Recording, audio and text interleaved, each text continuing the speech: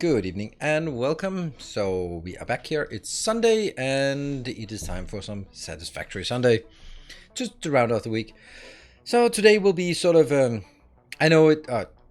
I know it's been a while since I streamed Satisfactory last time. It's been 2 weeks, I guess. And it was supposed to be every Sunday, but then last Sunday I accidentally clicked Darkest Dungeon, and then I got hooked on Darkest Dungeon. That's kind of, yeah, how it was. And I both love and hate that game. It's unbelievable. Ah, man, Darkest Dungeon is just, it is. It's fantastic to play, but then you leave in a fit of rage, and then as soon as you leave, you just go like, I want to play more. I want to give it another chance. I can do better.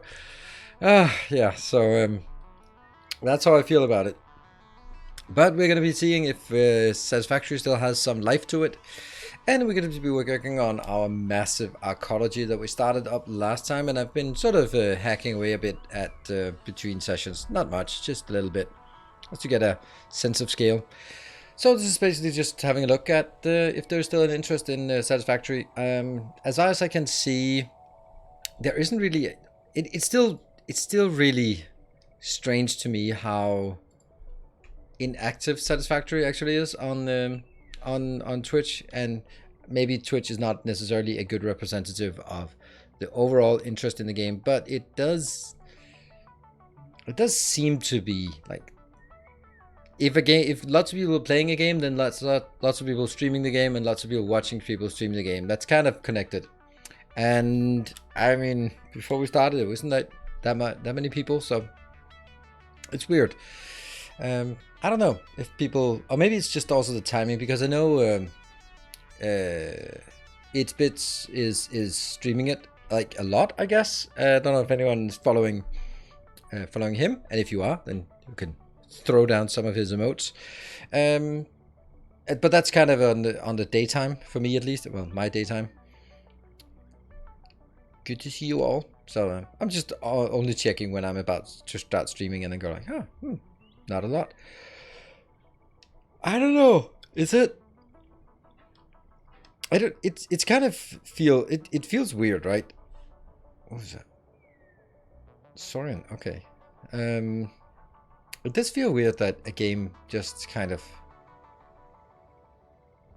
passes on, and I don't know. Hey Cameron, thank you for the 18 months.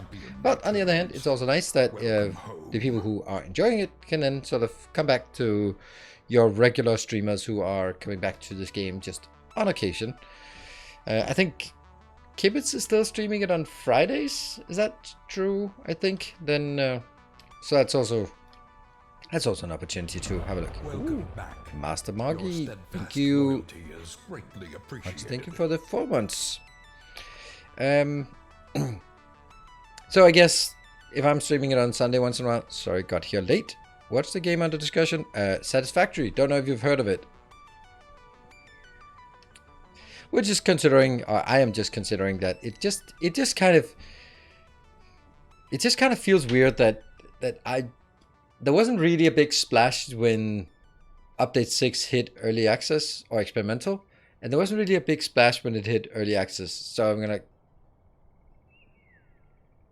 nothing, and there's no long tail really.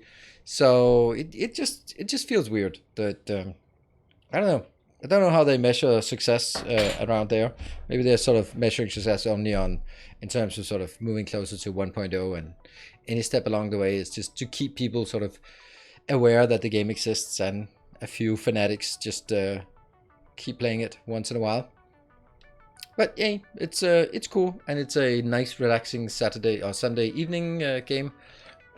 We'll see how it pans out today, and then we'll evaluate for the next week. I have updated my schedule for next week. It's not going to be many new and exciting things. It's going to be Monday and Wednesday, Dyson Sphere program. Tuesday, Timberborn. Thursday and Friday, I will have some well-earned vacation. And then Saturday, I'll be back with some Darkest Friday on a Saturday. And then, of course, probably Saturday or Sunday next week, more Satisfactory, if we continue according to that rhythm. So I think that's basically how it is. I don't have any new game for review next week, but we had 2 this week, so it was pretty interesting. We had Monday, we had Ozymandias, and yesterday we did Sphere, the Flying Cities. So that's cool. Steam DB shows that the player number are stable and slowly rising. Interesting. Okay. And good evening, Manuel. Stavin, could you link that? I think you can link things because I think we did set it up. So basically, it's also just to see if we set it up correctly that VIPs can link things. Yeah, VIP have free linking things. Yeah, okay, that wavy thing is just, you have to extract that. Yeah, okay, that's on a weekly schedule, so we can't really, let's see. There must be somewhere I can set that up to be, oh, lifetime concurrence. Then it's, yeah, it looks pretty stable actually. I wouldn't really say that it's,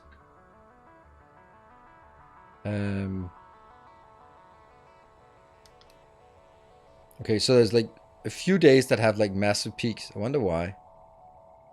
Players, Twitch viewers. Oh, okay. Twitch viewers is just all over the place. That's one day when there are kind of a few people watching it. Wow, 69,000 people watching on Twitch. I wonder who played it that day. Interesting. That is interesting. Oh well, it's pretty good.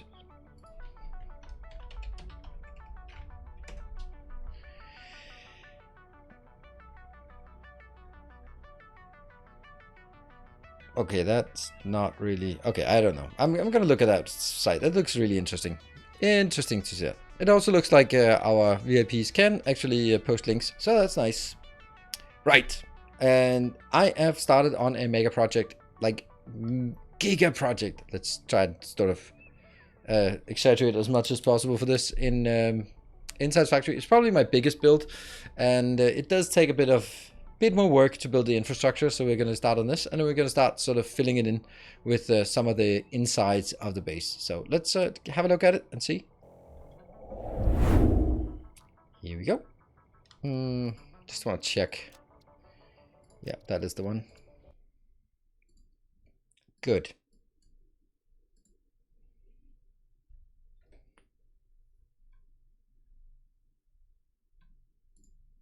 And we just need a loading. Whew. It was so weird yesterday. If you look at the top of the leaderboards for this week or this month, then there is a new name. I bought the 4090 yet? No, I don't have a need for it. That's also the thing. Like when I played the game yesterday, right now there's a quiet hum from the fan on my PC, and that's how it should be. But yesterday, it doesn't seem like the game is performance optimized, because it was just going all out all the time. So this is the Arcology we're looking at. It still needs some work. What I've done is I have built a little extra thing here because I realized that I will never have enough concrete here if we don't do something more. And what the hell are you doing? Oh, that was kind of... So this is a thing. I honestly think it needs to be a little bit bigger. Okay, I have not played this game in quite a while, so let's have a look. Let's see.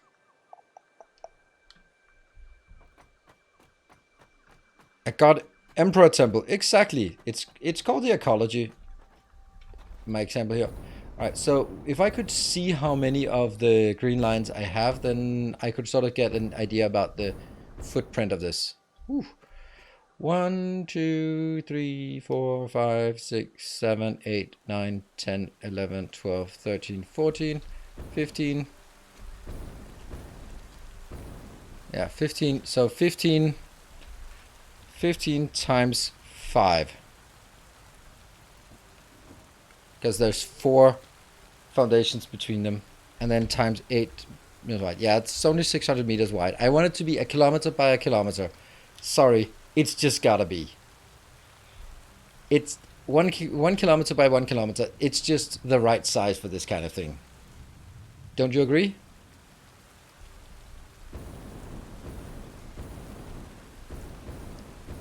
Do you have a scheme to build the pyramid? A scheme? I don't know what a scheme means. I just built it. And I have an idea, and we've been tinkering with different things. But so I'm gonna get some more concrete, but first, let's see. We don't have any concrete in our inventory, not really. And here we're just experimenting with some things. All of this can unfortunately go.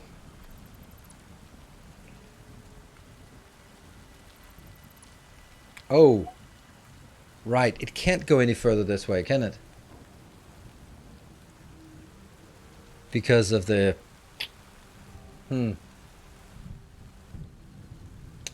There, that one.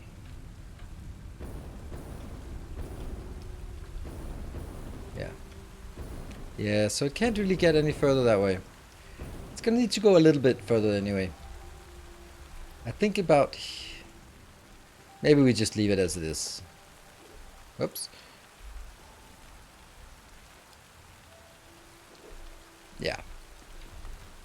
And I know this is the clipping, but we'll fix it. We'll fix it in post. Ah! What? I cannot... What? Can I not run on this? Oh, look at that. We have 20... Okay, that's not great. Okay, let's go back to the hub and make sure we get some additional of that.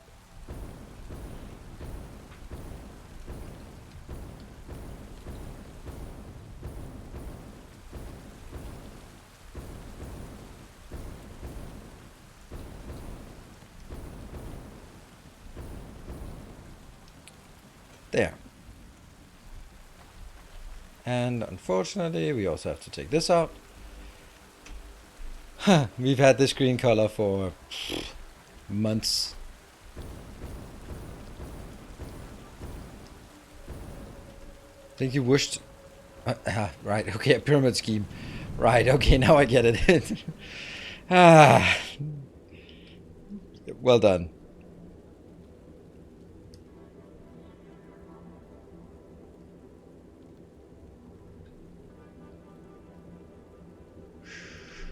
A small factory is not called a workshop. A small factory is called... Wait for it. A small factory. Factory has nothing to do with the size of things. Alright, that is going to be... Hop.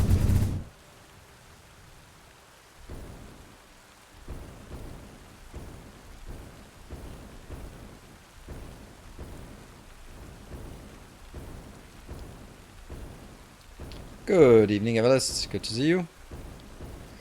But I am home.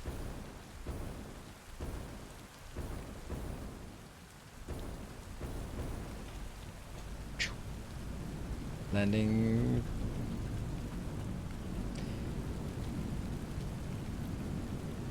There. And this is our problem. Huh. Someone has been using too many of these. We can go to the other one and see if that has something. Otherwise, we're just kind of, well, shit out of luck with that. Don't want to carry that. Don't want to carry that. Don't want to carry that. Yes, good. Don't want to carry these here. What do we... Why do I have so much of this crap? We're going to spend a bit of time on the layout, and then from there on we are going to spend more time on sort of starting to fill in the first kind of designs for this. The idea is that everything for this part will be designed, or oops, that's not gonna happen. Everything over at the Arcology will be fed with drones, so that's gonna be the essence of things here. Let's see, anything else? Yeah, these ones don't want to have that either. Don't want to have that, but don't want to do that one either. Probably don't want this. Yeah, okay, maybe that we don't want. We're gonna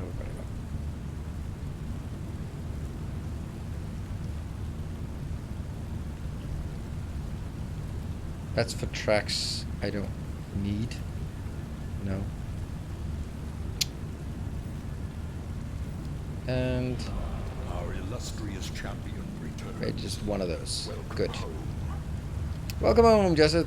Good to see you, and thank you for the 34 months. And go. And good evening, Mr. Mini. When they fix the equipment disconnect with the tube bug. Never.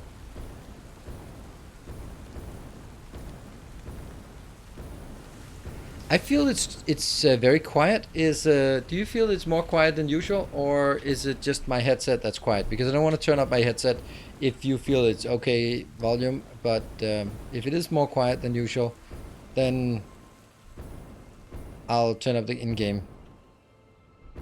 It might just be my headset that's set. Sounds fine. Okay. Then it's my headset. There you go. Oh no, someone has been stealing this already. Ah, crap. Okay, now it's loud on my end at least. Yeah, okay. Okay, so we don't have any concrete anywhere. I mean, we have concrete here, but limestone there. But I don't think that's actually... All of this limestone is the stuff that goes back to the hub. So we don't have more. Oof.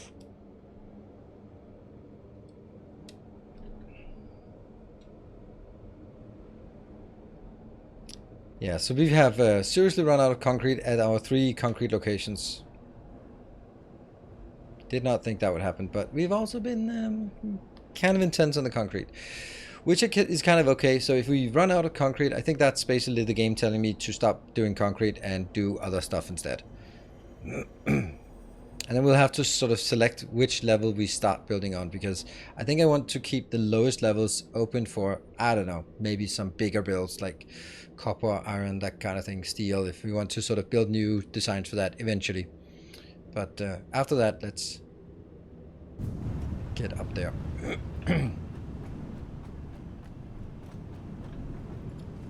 That's what I can get.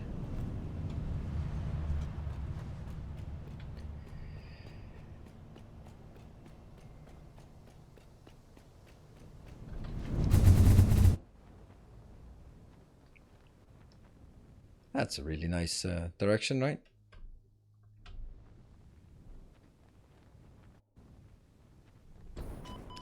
Ow. Okay, relax. Also nice that we start getting like really high up here. I am kind of leaning towards this. If I wanted it to be, I mean, it's about 600 wide, 600 meters, and that's just nothing. Oh, I know, we need to check something. I need to Google something. I wanted to Google that before, but I didn't. So Shadowrun Arcology. The Arcology in Shadowrun Wiki. Renraku. Ecology, short for architecture. Ecology is a term used to describe self-sustained economy, typically a massive... That's just a normal wiki. What?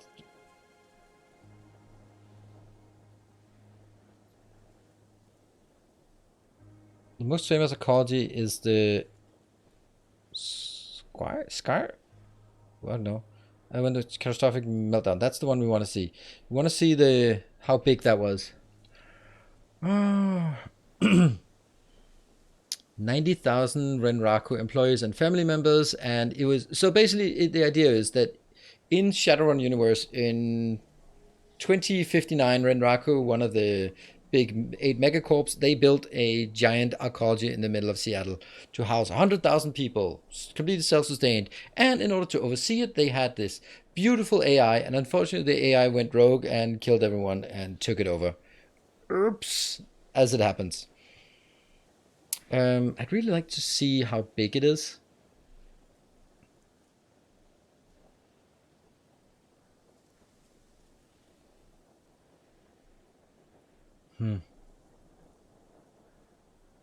Doesn't say. It's a shopping mall, industrial complex, and was... Oh, it's a mall. It's a mall. There's actually a map of it, so we can see If we only knew how big a city block was in US, are they standardized?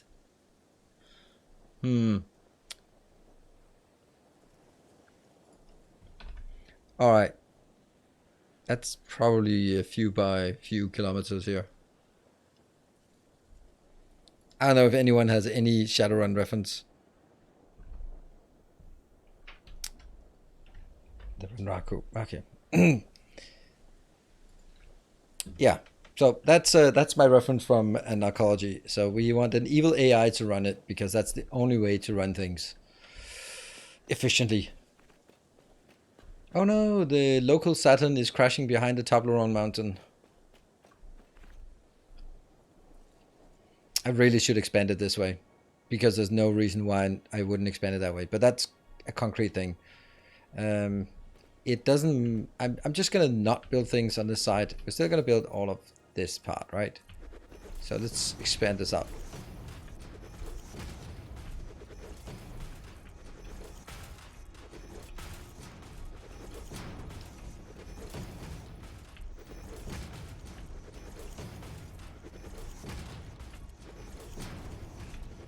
And then I think we should find somewhere to build the first build because that's probably interesting to start designing some content for our Arcology. And then we'll build something small because I might sort of change my mind and it shouldn't be like a massive ultra mega build that we then regret building because it did not conform to our design ethos as we progress.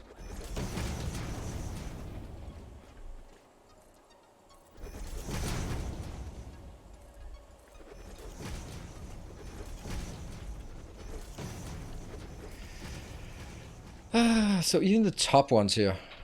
Found a Reddit reference about Shadowrun city block size. Cool. See, here's the picture if anyone wants to check. So the question here, we can have it superimposed upon a picture of Seattle.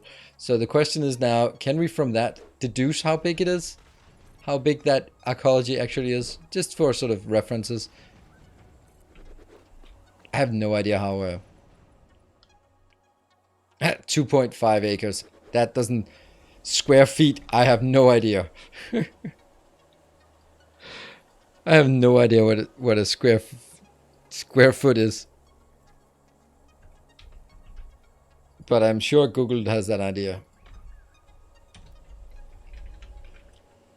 Square feet in meters. Right, so I'm... And the thing is, that just says, oh, well, that's 9,290 square meters. And I'm going like, I still have no concept of how much that is.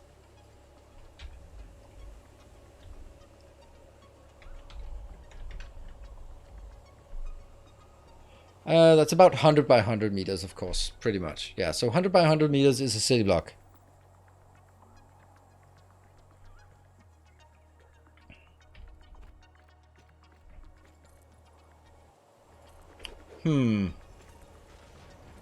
That's not so big. So if we look at that picture I linked, then that's going to be like 1, 2, 3, 4, 5, 6, 7, 8-ish. So it's, I think it's, because I think I read in a rule book like 1 kilometer by 1 kilometer. That's why, but then again, like it's 20 years ago since I read that. So I'm not exactly sure that I got that right. But it's just kind of, if I look at the picture and say that it's 1 kilometer by 1 kilometer, then it's not far off, right? Huh, we're already out.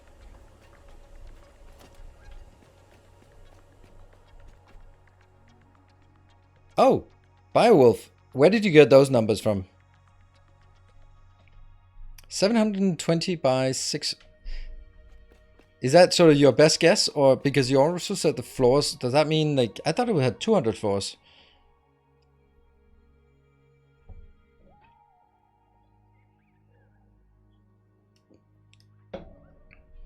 Boop. Sorry. Yeah, you are. Hey, you are not a VIP, so you can't link. Sorry. That was a bait.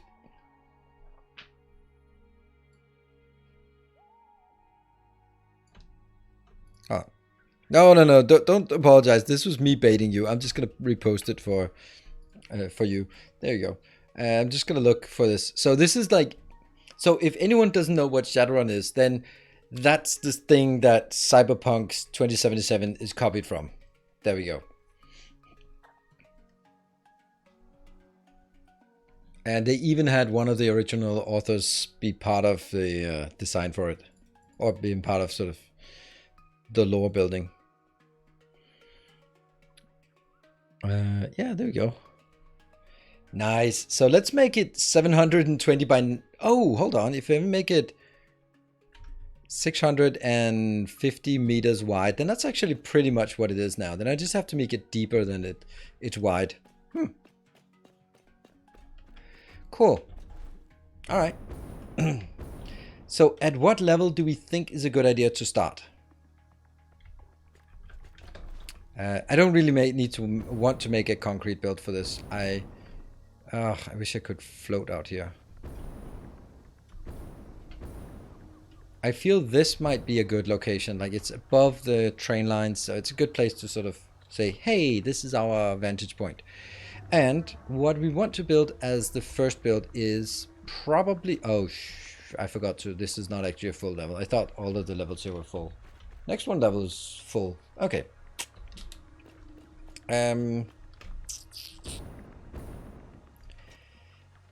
Let's start doing some design. So the idea is that I have a location here. This is 4 wide, and that 4 wide will be exactly a perfect location to put a roboport or drone port, because that will then be positioned in the middle and slightly reach out here, and then means there'll be clean access for all the drones to be flying in, because they will be able to land vertically as they do. That is the plan. So if I want to build a new design, and I think the first thing I want to do is radio control units, because the reason why I want radio control units is because I can't really do anything without radio control units, because I need radio control units here and I need radio control units here. I also need the high speed connectors, so that's another thing. But if we look at a drone port like this,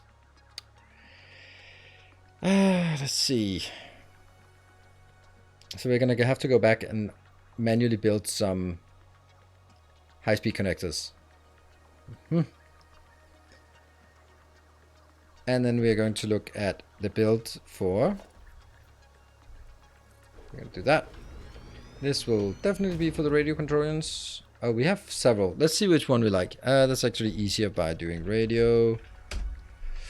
Right.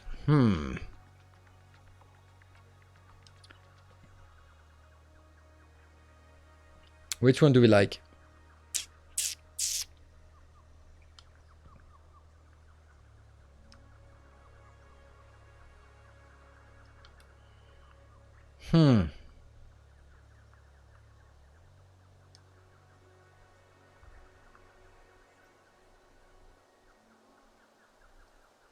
We have a lot of rubber and we have a lot of circuit boards. We have some aluminum casing. And we do have a build for this, but all of it is being consumed. So that's a thing. But I think this is the one, because yes, yes, and kind of yes. What any thoughts? The problem with the crystal oscillator is that we kind of don't have enough of that, so...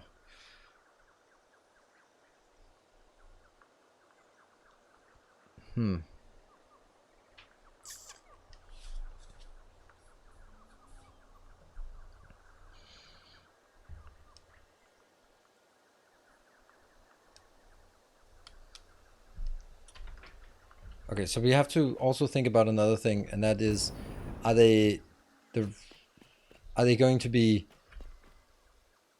the drone ports? Are they going to be on this side, or are they going to be on that side, or are they going to be a mess of a bit of everything here? 1, 2, 3, 4. Hello. Yokip, good evening. And Wolfenark, good evening. Let me see. Let's think about it. It'll be deeper than it's wide, I think. You're welcome to throw ideas at what we could do. And good evening. Uh,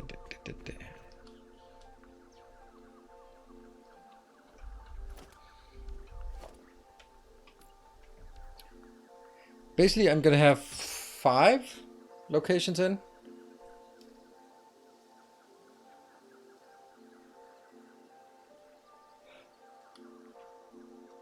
Hold on. We are not going to have every single build get a separate battery delivery. So we could sort of say the battery delivery will always be somewhere here. And then that goes in. So I'll have batteries, 4 ingredients, the output. So I'll have 6 outputs. So that's going to be here. Okay, let's build for 6 drone ports. 1, 2, 3, 4, 5, 6 drone ports. And I'm going to have 5 drones. Because the one that is an exporter, it's going to be a passive exporter. Like Dyson Sphere program, passive exporter, active requester. And this one, I need to make sure that I have enough for this so I can actually build it. Then on top of that, if we're building now that radio control units, then of course we also needed to build it on the other locations, which is going to be a challenge as well.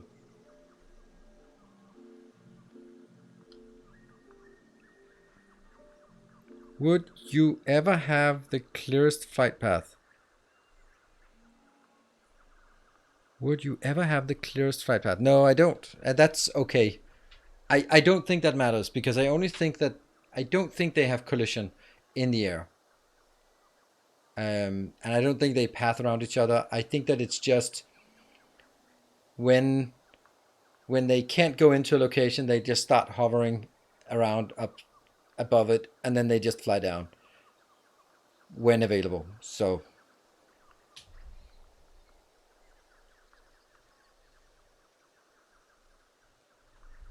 all side, it feels like once it's done. Yeah, but it's Samaro, that's not necessarily always possible because, like, let's say I build in this corner and then I take the 6 I want. That's going to be 1 over here, 2, 3, 4, 5, and 6. But I'm not going to be building anything like 1, 2, 3. Oh, I can't even build 2 here. They're going to be too close to each other, I think. Oh, this is also my train line, so that's kind of another little challenge. Yeah, 1, 2, 3, but that means nothing over here.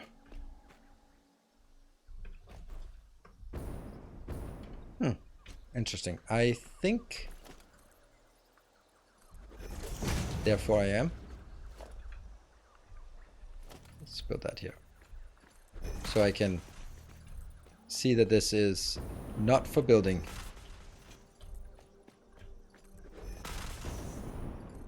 This is purely for training purposes. Training. See? There you go. Good. So now we know. And that means I could build it that way or beyond that. That doesn't matter. We'll find a way. Avoid each other unless they're taking off and landing. Yeah, there's going to be like, if someone is there, then the other ones will be in a holding pattern. And as soon as that goes away, they can probably clip through each other. It's going to be fine.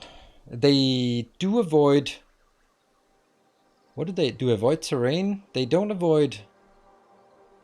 They do avoid things and they sort of go above where they want. Yeah. Okay, and let's see. If I build this one, that will be 4.5 per minute. Minute.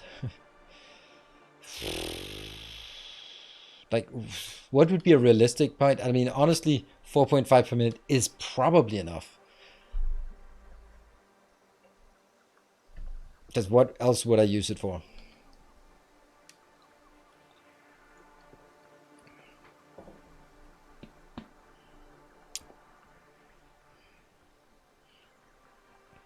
But we could build like 3 of them, 4 of them. That's 18 per minute. That's way too much. Let's build 4 of them. Sure. And that means also up here, I want to make sure that I have 4 of these. Good. So this is what I need to get 120 of that.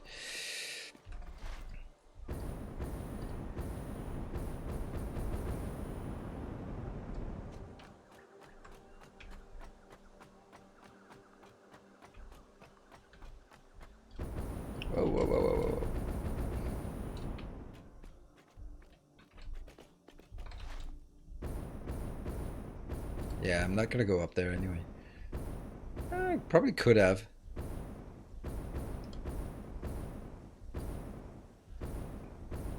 Can I take the... No, I can't. If I do that, then I don't recharge my jet fuel while I'm en route. Oh, look at how beautiful that design is. God damn it. Oh, ow. Look at that. Look at it. Ow. You know when you have sort of an association instantly? Right when I came to this location and I saw these, I just had a flash of Rings of Prime, and I was like, "Oh, right." It was because when I was working on it, I was listening to a review on on YouTube about Rings of Prime, and I was just like, "Oh, right, that's why." It was not good.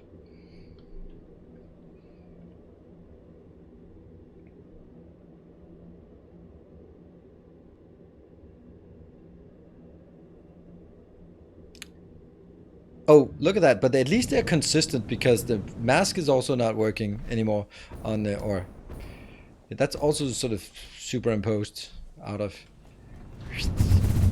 There we go. Hello, Pappy Reynard. Good evening.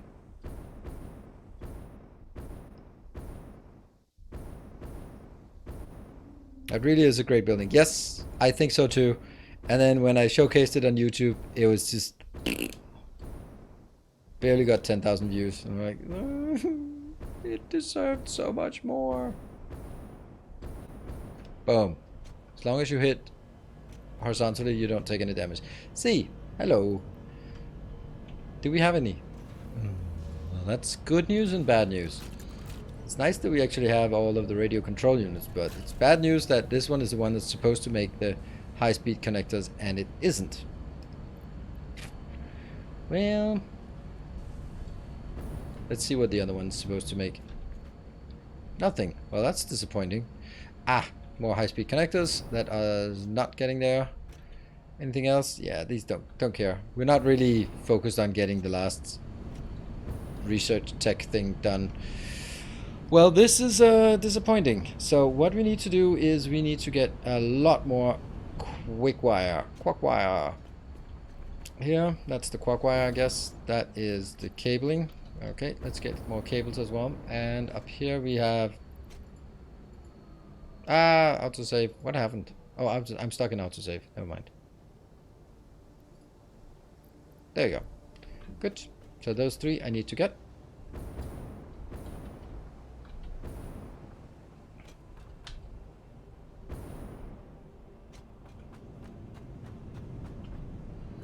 One, two, three. I keep one and I put two in there. And I get some cable. 1, 2, 3, 4, 5, 6, 7, 8, 9, whatever. There we go. And I will then get the rest of it is here. Get that. Probably need to do 2 rounds of this. Yeah.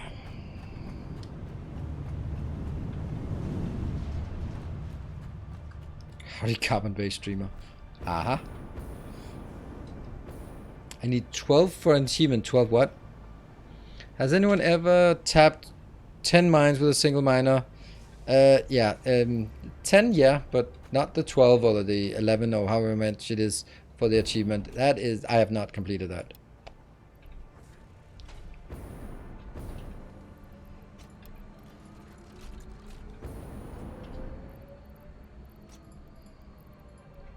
I will go down and get some more of the circuits. Darkest Jesus. Well, that's interesting.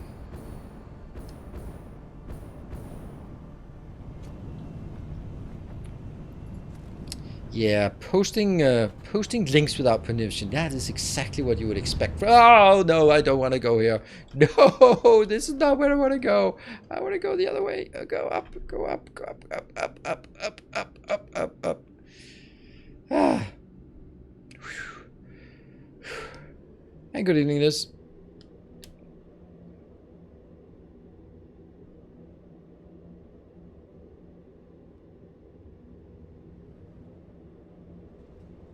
And we're back.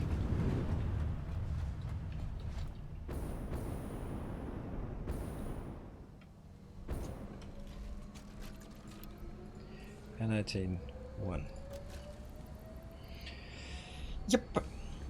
And then we go over here and see that we do not, in fact, have 120.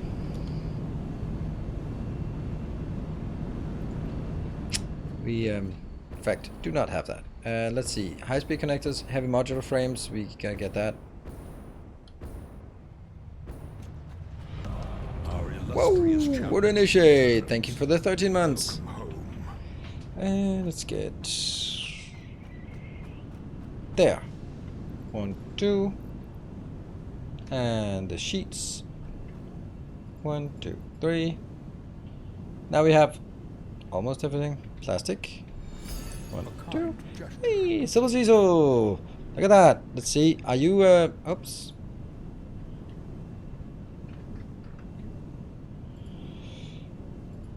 You're still holding on to your third position. You're actually getting close to the second position here.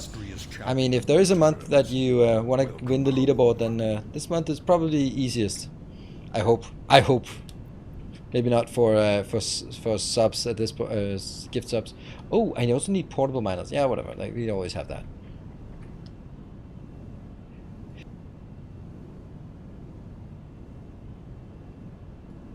Ooh, sorry, but I did manage to mute at least. Holy moly, 3 years. Holy moly indeed. And you got a new badge. Congratulations, Nis. And thank you very much. Was that a dab sneeze? We even have an emote for it. So that's how much it is. Right, let's see if we can buy some of those. And good evening, Sir Conrad.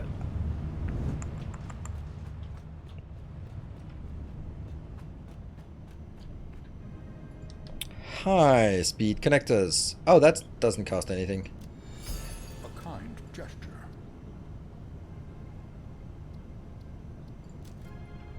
Oh, oh, never mind. Hey, Anonymous, thank you for the 200 bits. 200 bits indeed. Do we have... Yeah. The train indicator is working. So if that should be... Oh, by the way, is there anything here? The only thing is Caterium. That is this one, which I could do now, but that would be stupid because I'd rather have that. And this one I don't ever want because that'll be one more in here. And sulfur, yeah, there's some turbo fuel we don't have, some nuke we don't have. Yeah. Hey, Connie, thank you for the 200 bits.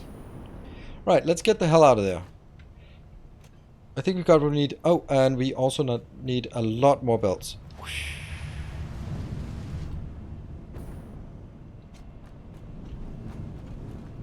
1, 2, 3. That's more belts and maybe a bit more cable. Yeah, because cable is used for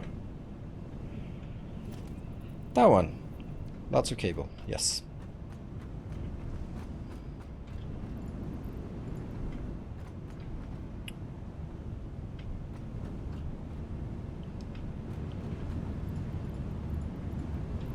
Good. Concrete? Yeah, I don't have any concrete here. Oh, there it is. See? No concrete here. So we're taking the concrete we have, and we'll have to take the one that's closer. So, unfortunately not. We have built a new concrete location close by. And...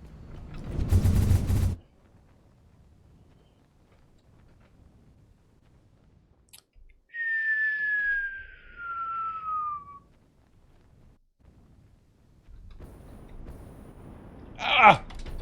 No. Damn it.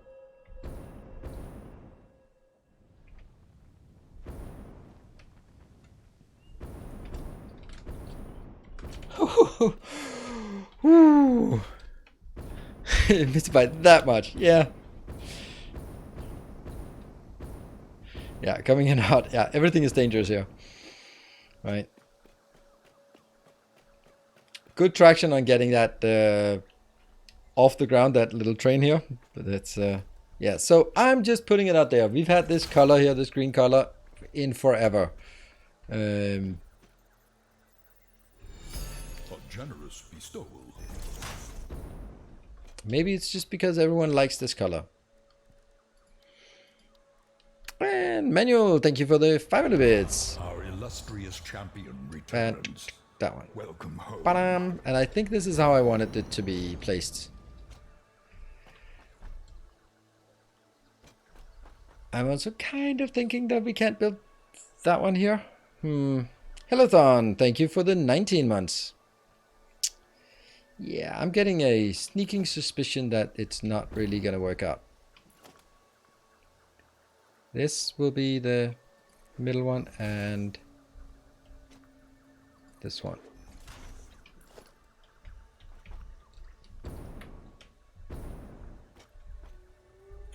Yep. So that's not happening. But that might also be something I was kind of expecting, that I didn't want them to be all the way out here. So we'll take you out. And then get you out as well.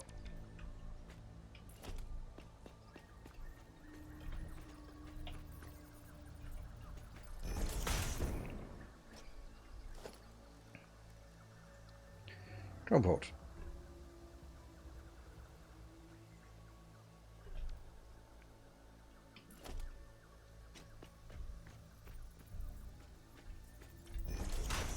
Yeah.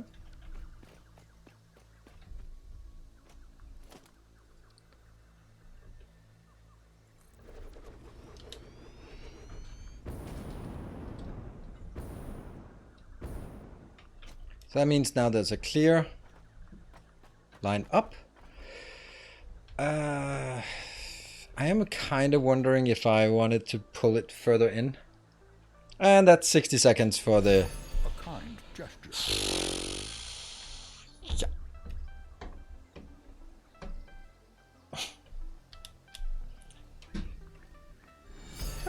Thank you, Manuel. Thank you for the 1,000 bits. Let's see. So it does break side of the line here, and I think I don't want that. I think I want to build it in here, even though that overhang could. Our modest fellowship expands. Thank you, Factor Musculaja. Thank you for the 3 gift subs to make sure that the train actually leaves the station. There.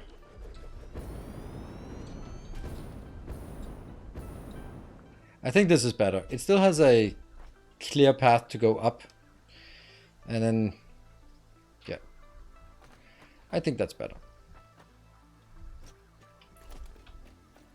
And then I'd have 1, 2.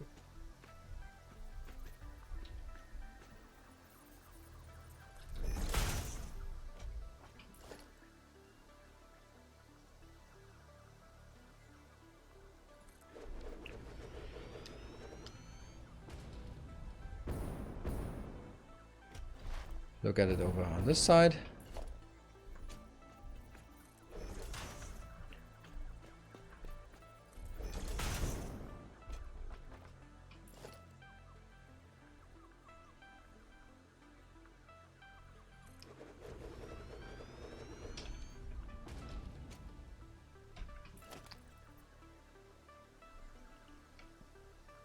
Yeah, I don't think I want it out here in this corner.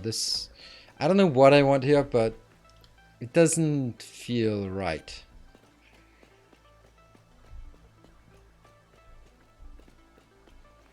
And then I need to figure out if I want to build 3 here or 2 here. Icarus really didn't take off well.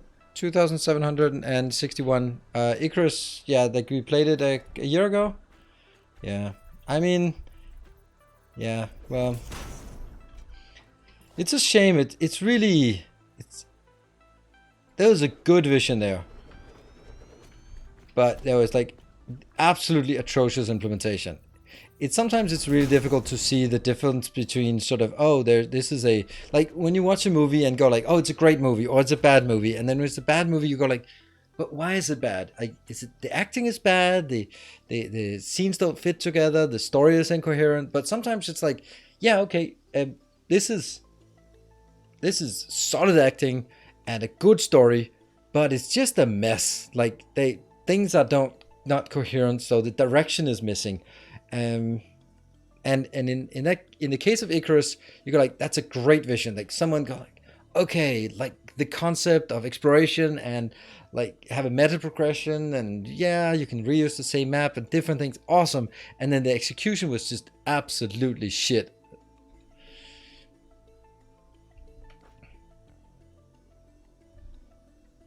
That's 3. Okay, so we do have room to get them out here. Yeah.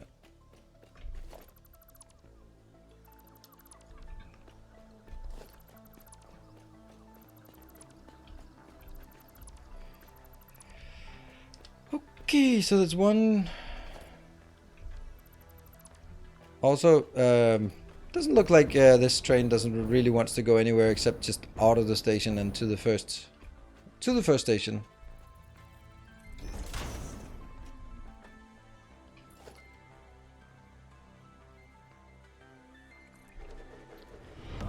Thank you, Ice Cream Acid. Thank you for the 11 months.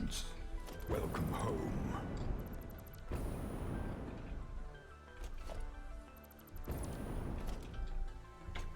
Okay, I think this is a good idea. And we can then build the factory from here and that way. It's not going to be very big, but still going to be like a bit. Do we have some space? Not really, not a lot of space.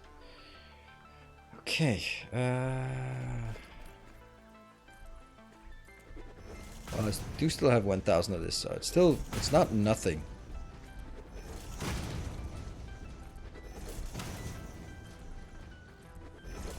And that's 30 seconds.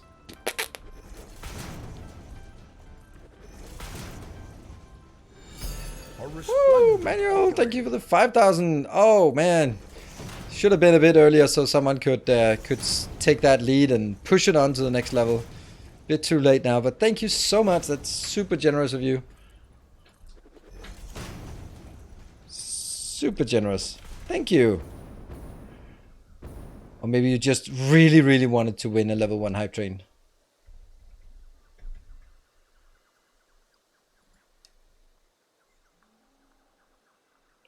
Three subs. Yeah.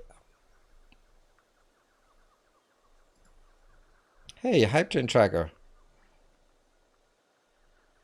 I was just going in here. Oh, but yeah, okay, maybe it hasn't completed yet. It's the first time I'm faster than the hype train tracker for this. I want to copy it.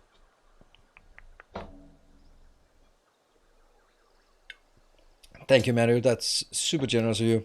And I'm sorry, Silver Cecil, you are no longer in 3rd position. All right, I'll come back and check if it's coming in there. Right, so now we need to figure out where we want everything here. So let's see. I think this one. No.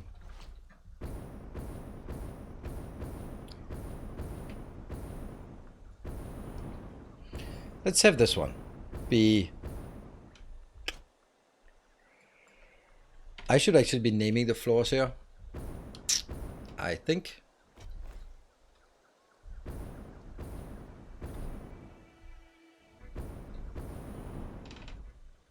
I think this is level 0.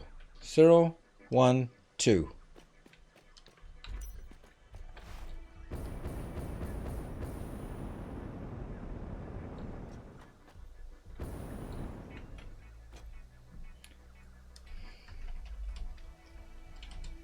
I wonder if the... How do you want to do this? Floor 2? That's not a good... What would we call it, right? If it's level 2? Level 2, probably better. Level 2 battery. That's the port name. I tried to make the train travel. Yes, I did. I know you did. But I think there's a bit of a strategic thing to it. Like when you threw that in there, I am sure that someone in chat went like, it's too late. Because by the time you go in and donate 5 subs, then that would be it would come in too late. So I think that that push to, hey, let's get together on pushing it to the next level, then need to get a bit more leeway. I'm pretty sure someone would have been picking it up if it wasn't like 20 seconds left. But I know it always takes time to clear these things. But I do appreciate it. Just only thinking from a tactical perspective. Right, this port, no port, we have no idea. This one's just level 4 battery. Then it will be... It is... And... Yeah, okay, so batteries out from here. That's out? Nope.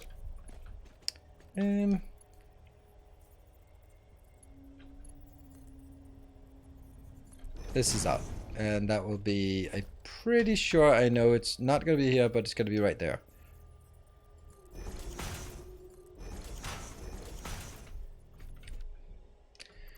Well, not exactly right there.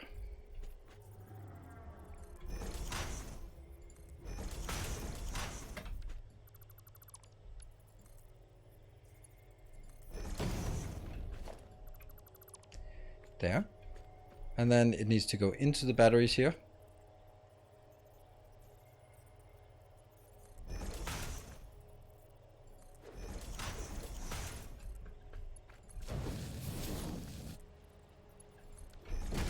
That one.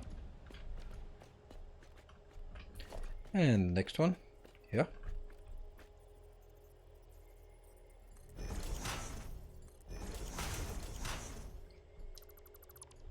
I have a little question. I'm currently doing the single oil setup from your update 6 YouTube for rubber, plastic, fuel, and I encountered that the hub gets full with plastic rubber, hence Novi.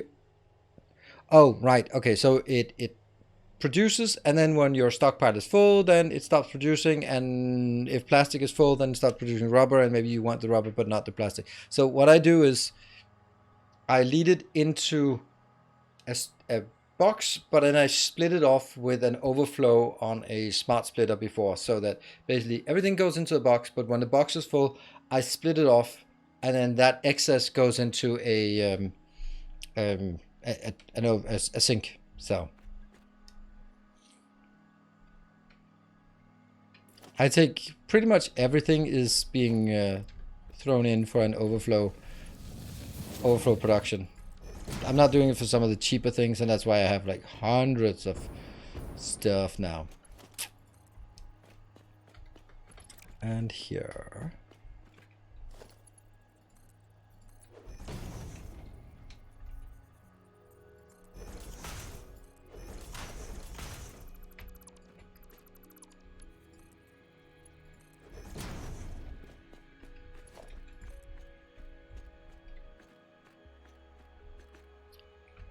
There.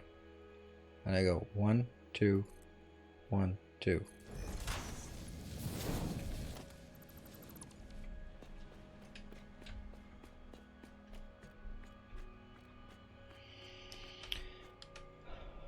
Managed it by disabling overflow for screws rods for both oil items to get the sink.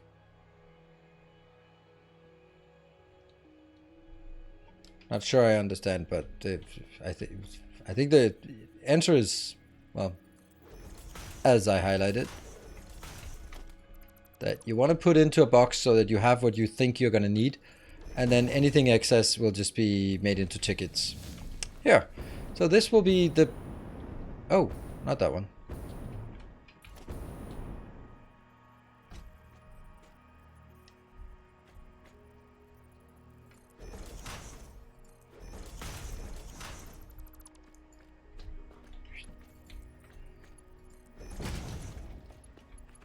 Yeah. Right, so now I have batteries supplied for everything on, or everything for this level. And then all I need is to figure out how to get... Yeah, sounds like you need more sinks, yes. I think that might be it. If you're sort of sinking all of your excess screws and wire and stuff, then it just fills up a whole belt, and then that's going to be your capacity. So make sure that you don't feed it more than a full belt, because then something will not be done. But yeah, disabling the overflow of screws, yes, and wire. That's the first thing I would disable. And concrete if you do that as well. Can't handle all the excess items. Maybe. I don't know. Depends on how you built your design. Oh, how am I so blind? How am I so blind?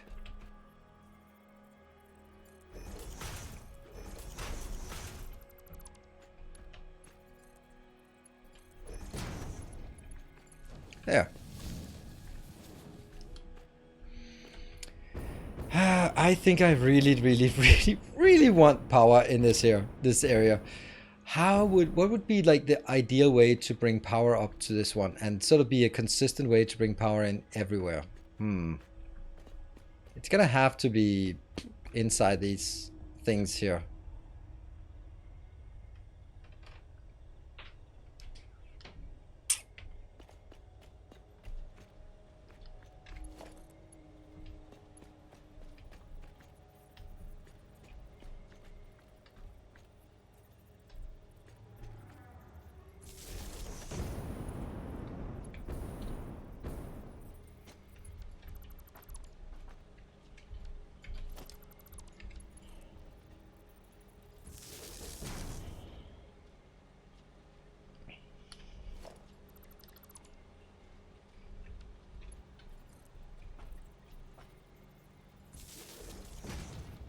But then when I bring it over to the next one, then it's also just going to be weird.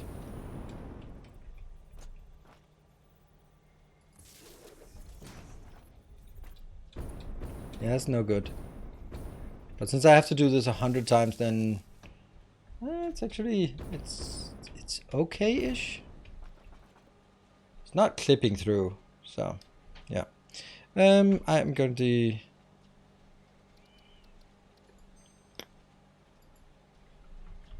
S11 episode 143. There we go.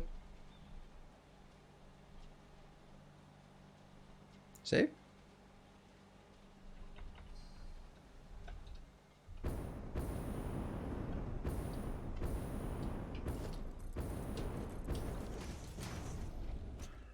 There. Cool. Sweet. I'm going to take a short break. Be back here in 2 minutes.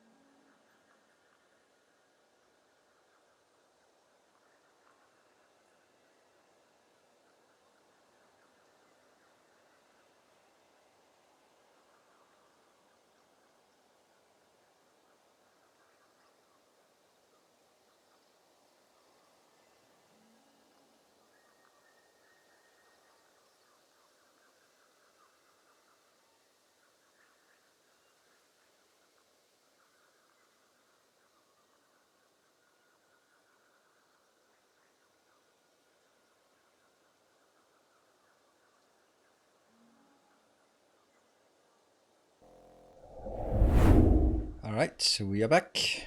Let's have a look what we can come up with here. Alright, so that is the inbound here.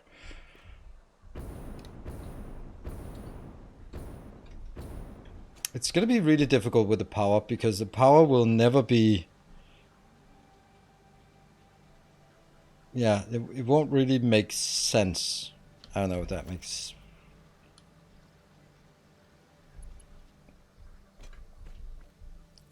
For example, when it goes up, and it could go from here, it could be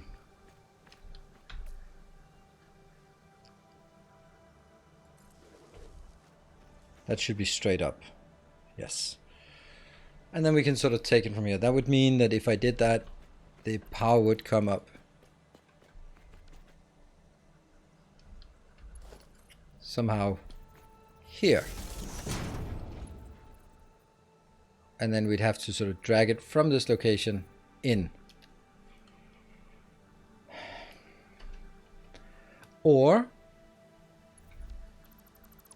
another way is to say this is a sacred location. Nothing more, nothing less. Because... oh, hello. That would mean here.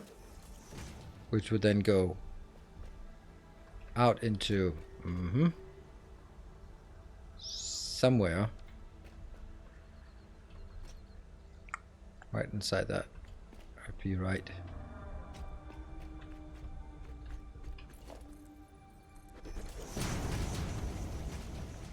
Right there.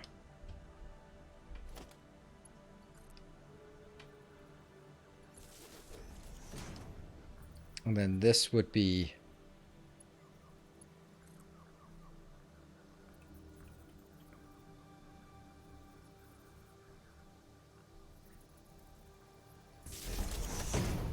yeah, that's definitely...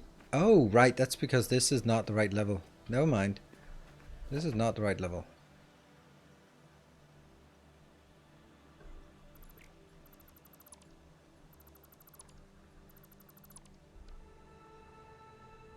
The right level is here.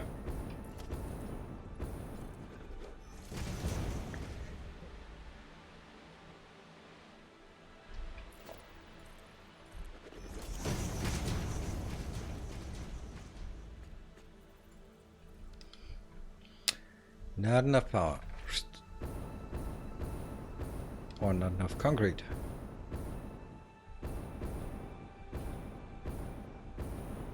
Let's see how much we got in the meantime, yeah. Aha! A tiny bit.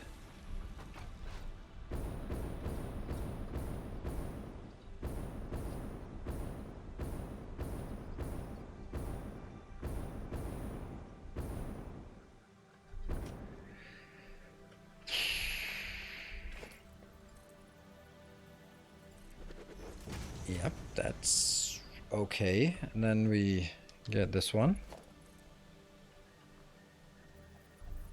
Is that here?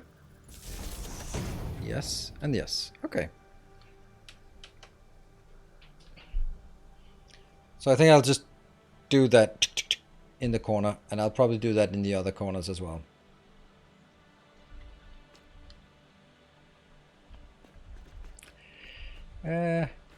Easier said than done.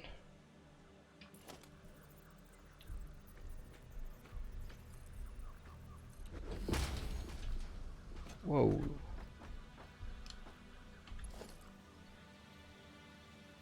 No, that's...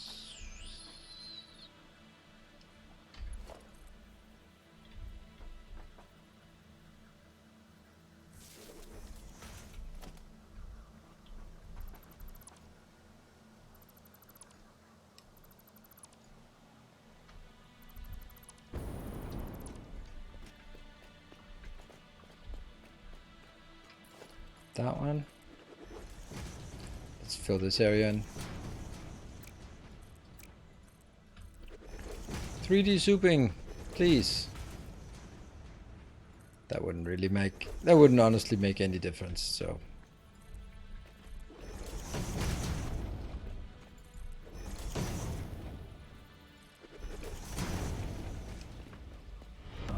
Our illustrious hey, Milo Liasu, thank you for the 10 months. And that will then be up here.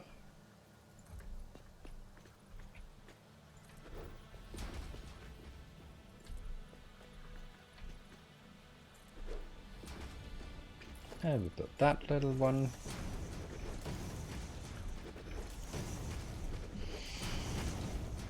Right, so it goes up there. This is for power for this level, and then it goes down to the next level, which doesn't really exist, but well, it doesn't exist down here. Good.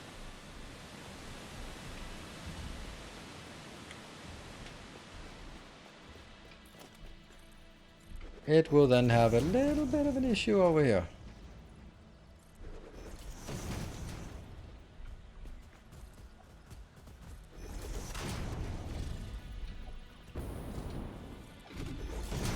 What?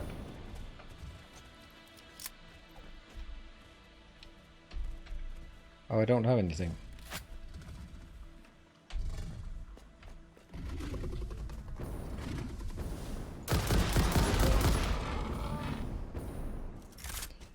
It's kind of annoying that I don't have any explosives, because you know, like to have some of those.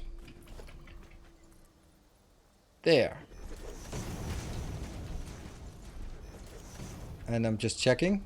It's not clipping.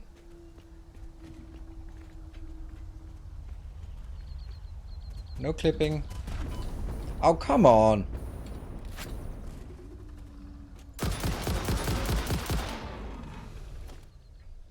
Alright, no clipping. And that means...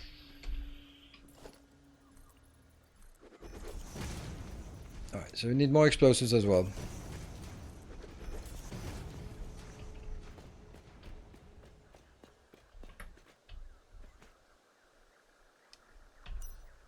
Oh, we forgot.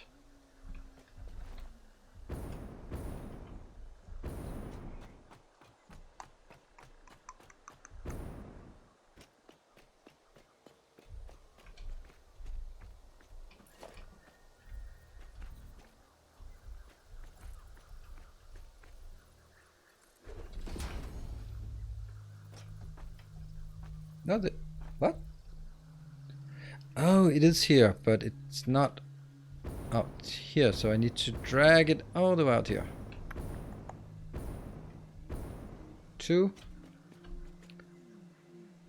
this location. And from this location it goes down to here. And then from here it goes down one level more. And that can then be the input somehow.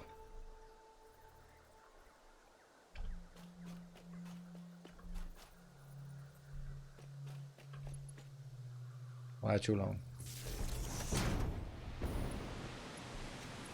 Ta-da! We have power.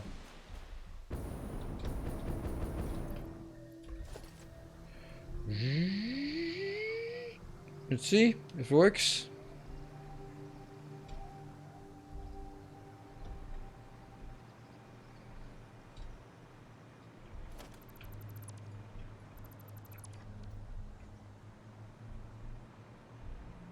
Going up and in, and we have now power here. Great. Alright, I think that's a good place to keep the power. Oh, that's...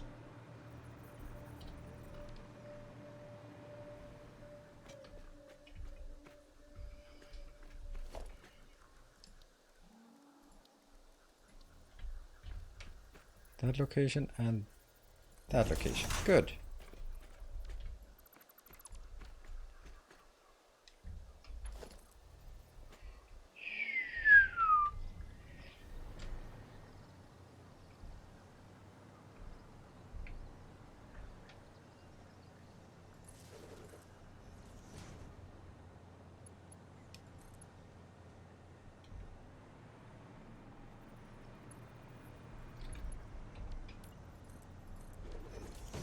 And that will then go from here and up to that intersection.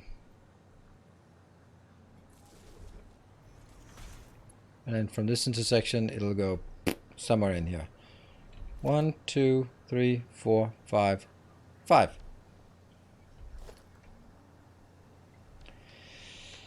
Do I need it now? Not really.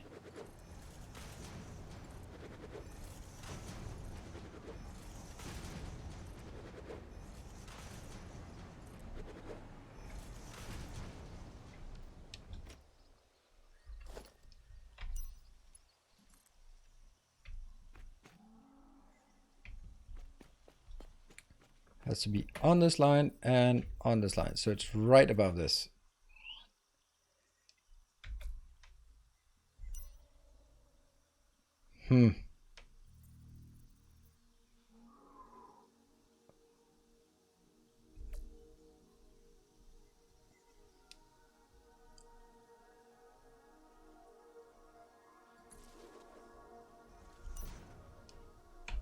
Yes. Whew.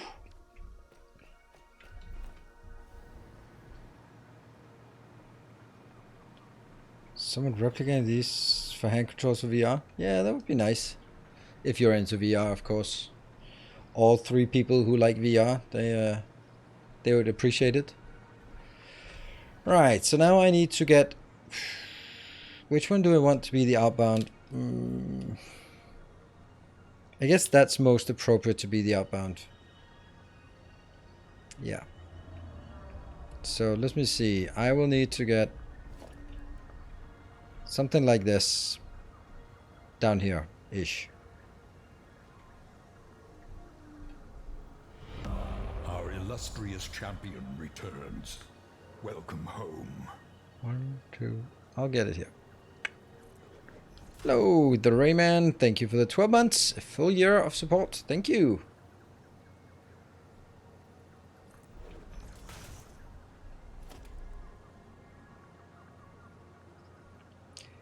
And then there's something else about it. There's like, it's when you build like this and then go 1 closer. I think it's 1 closer. It looks like it's 1 closer, right? In this one, if I go up, and then I go. Yep.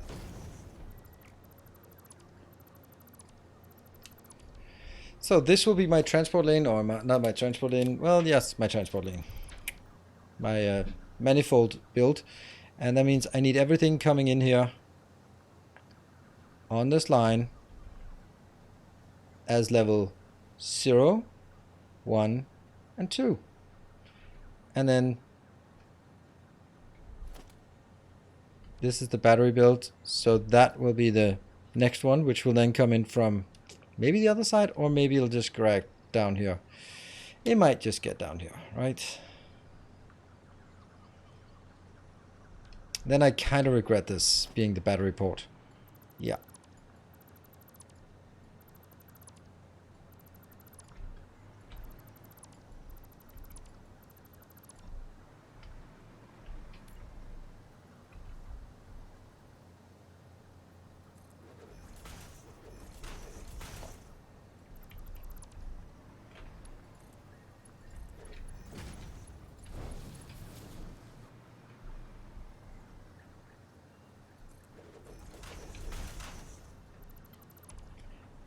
Next, go, yep. And this one has to get another name.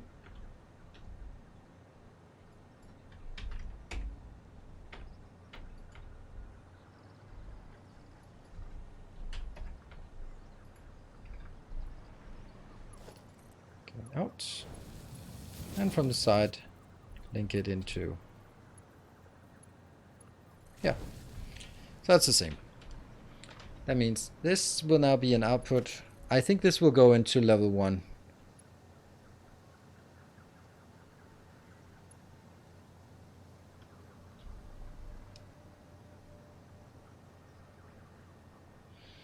Or level 0. It's also a good argument for saying this will be... This could be 1, 2, 3.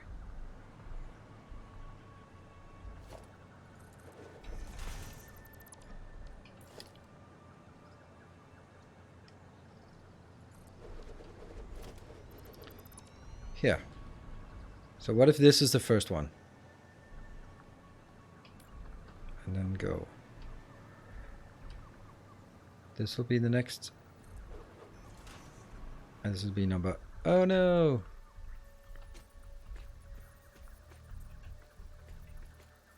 Three, and then number 1, 2, and 4. Employers care about VR. Yeah, and the people who are leeching his 15 billion to build Sims 3. Woohoo! We have spent 15 billion and we built Sims. All right, awesome. I don't know if you know, but it already exists many years ago.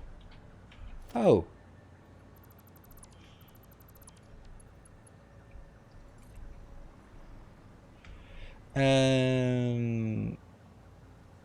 1, 2. At least the Sims have legs. Oh yeah, I mean that is just the most. I mean, that is almost as cringe as you guys have phones. Just the idea of like we spent $15 billion on this thing. Are you excited about legs? Yeah, they're coming. Like, really? Is legs like particularly difficult to make? I mean, I think. Yep, other games have legs too.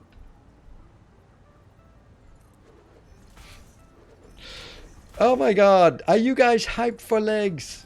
I mean, if I didn't have any, I'd probably think it sucked. But I mean, I played video games that have legs before, yes, and I would kind of don't see it as a big deal. Kind of think that's expected.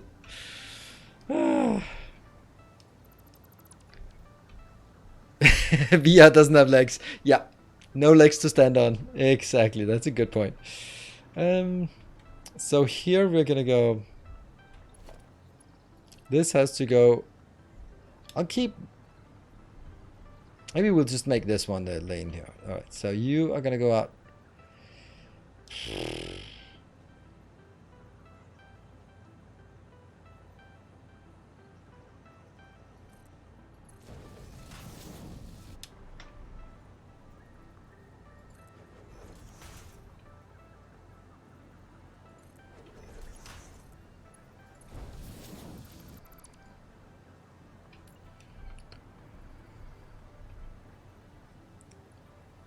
One, two, three.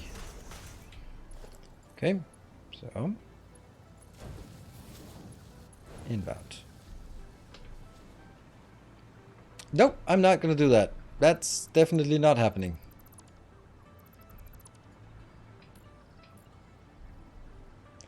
Upon closer review, I find this to be a much more favorable location.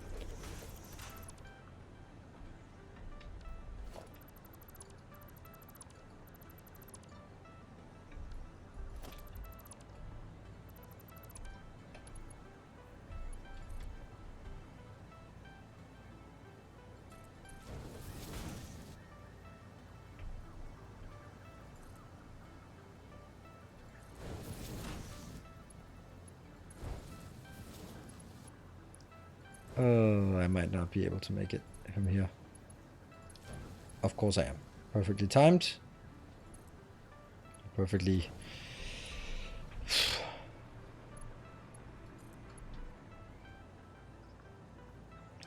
One, two.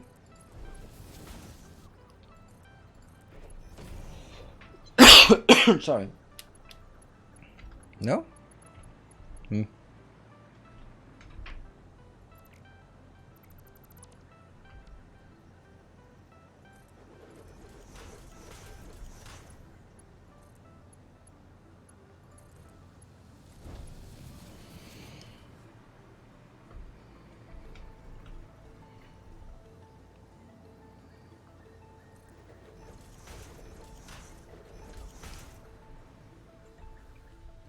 This one did not have any power either, so let's make sure that that happens.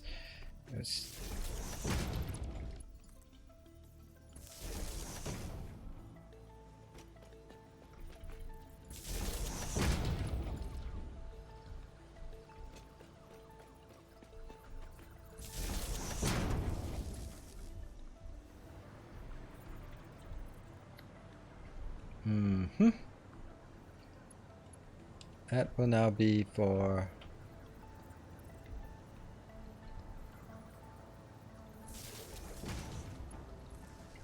Ta-da! We have power!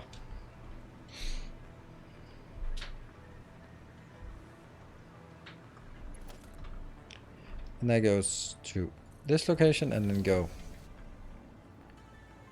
1, 2.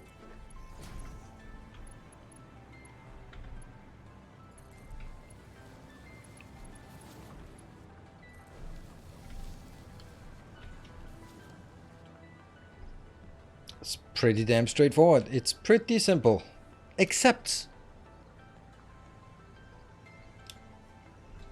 that it would have been better to bring it out on this side, wouldn't it? No. Yeah, yes. But shut up.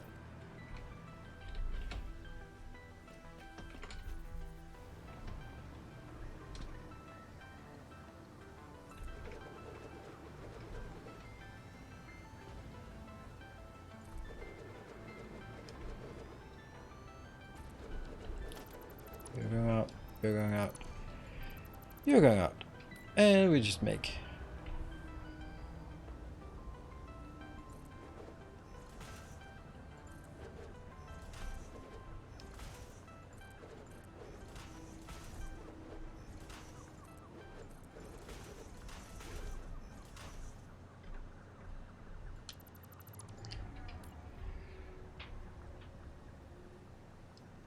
Is there any other way to do this?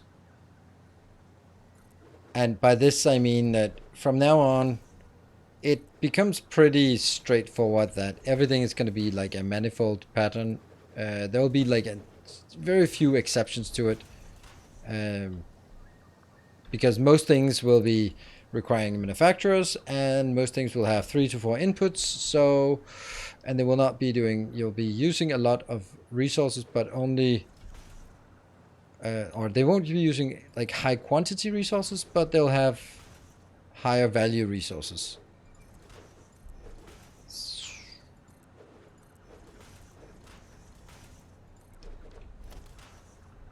So is there anyone else? Have you watched anyone who is doing it in a different way, in the sense that it's not a manifold they do something? Because I'm just, one thing is finding something that works, and another thing is just being stuck in your ways and not seeing other options. And I'm just,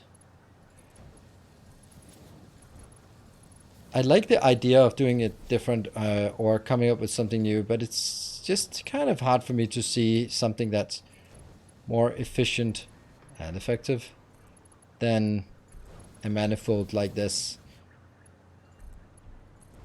Also, I can just extend it as far out as the belt capacity can go. So basically, have you seen anyone? Splitters look good, but not effective. I don't know what you would do that's more effective than this. Yeah, don't need to split the ones that I'm rotating. Yeah. I know, but I also want. Yeah.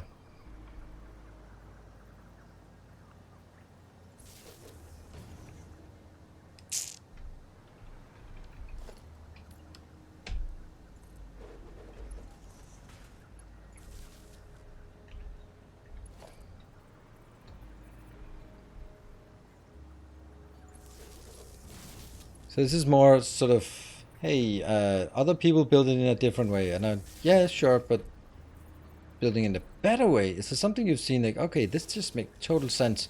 Why is he not doing that? He always does his manifold, and then why not? But split EG2 for, oh right, yeah, but it doesn't work though. I mean, okay, maybe I'm being harsh in saying that it doesn't work, but if you want to split it like that, then, well, yeah, it does work. It does work, but it just takes so much space. Right? If I wanted 4, I would have to split and then split again. If it's 3, then you can just split single time, but you'd have to split. But of course, here I have 1 split. I have 4 splitters per entrance here. While in the other one, you'd have 3 splitters for 4. So that would be more effective, right? If you did like going out and then split into 2, and then each of those split into 2. That would be 3 splitters instead of 4 splitters. So woo! This game is played in different ways by all players. Is it though? But that's my question here is not like, I don't care about everyone who's playing it wrong. Sorry, but if you're just sort of like, oh, I need a machine that does this, then I'm gonna drag a belt there and get it in here. Like, I'm not talking about let's game it out style of playing, but like the people who play it efficiently and effectively, like Sergeant Pepper, Kibitz, Bits, Total Eclipse, you know, the usual crowd. Um, like, are they also just making manifolds and, or is it like when you see them, go like, oh, that's so nice. He's always building blah. Because I try to build it different by making, like, for example, over here, like making modules and then copying the modules up and down. That's pretty cool. That's something different. I don't have floating splitters. They are very well anchored to everything else. Feeding from a logistics floor. Yeah, I guess you can do that, but that also just seems really. You have to figure out why you're doing it. If you do something, then you have to say, okay, am I doing it for aesthetic reasons or for efficiency reasons, or because I just don't know any better, right? And a logistics floor, I would say that's an aesthetic choice. It's an aesthetic choice in the sense that you're building a lot of infrastructure so that you don't have belts visible, and basically when you look at a building, then everything just comes up the floor and looks neat, but then you have the mess sort of below the surface. So it's a duck, all calm on the above the surface, and then below it's just frantically paddling to stay afloat.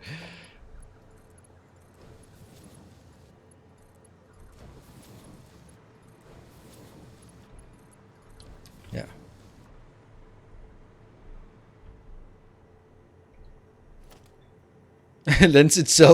lends Oakdale to what? Tessellation. Ugh, I don't like that word. I don't even know why. I just don't like it.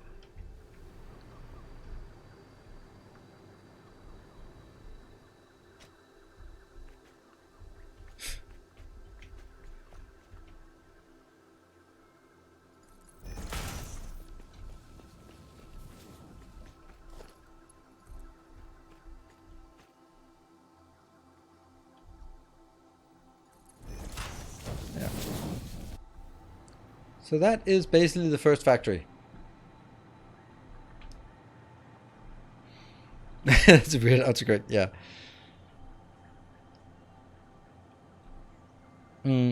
Yeah, I know what it means. So if I wanted to have 10 of these instead of 4, then I could just extend it as long as the belts could keep up. If the inspection comes and finds dirt, hide the belts underneath. Yeah.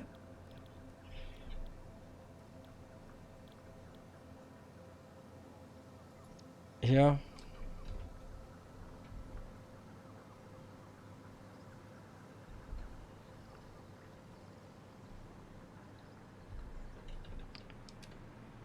And then these need names.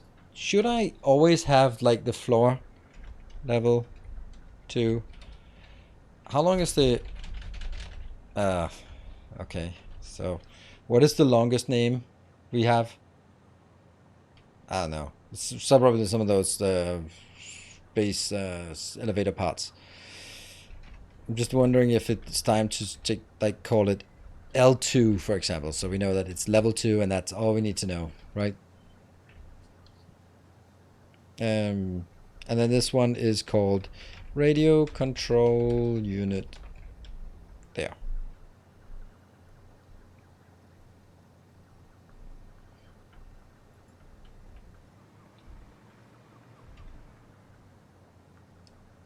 So here's another little interesting thing. Like, I'm thinking that this is going to be the only battery build we have on this level, but as you can see, we have plenty of other things.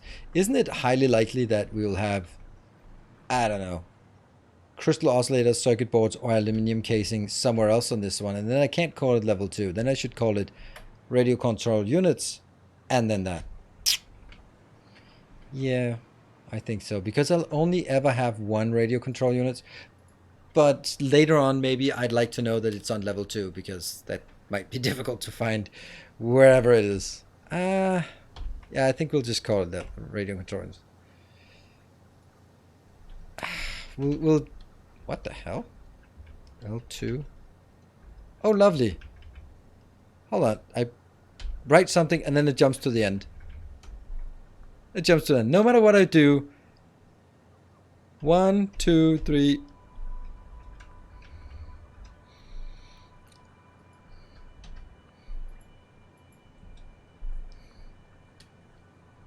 That's an interesting choice. Not exactly something I would expect to be seeing fixed anytime soon. I did a manufacturer build where all the splitters were on the floor and manufactured on either side, and then use elevators to lift it over the other belts. Ooh, that sounds horrible. I mean, this thing, it's got nothing on the save games. That'll just, oh, my blood pressure is just mounting.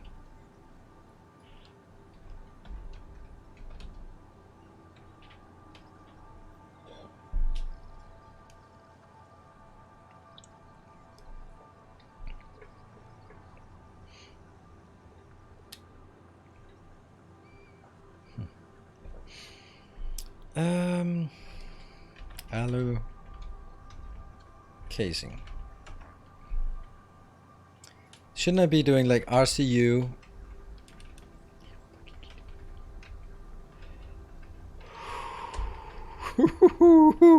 Oh my god, that is so bad. Alright, so it's at level 2, it's for the radio control units, and it's allocating. Maybe that'll make sense for me. Maybe it won't make sense, but... So that's aluminium casing.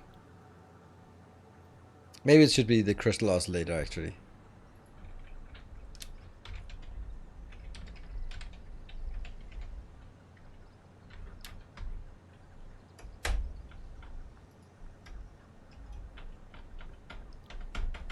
Escape doesn't work. There are some focus issues. And then... Is that circuit?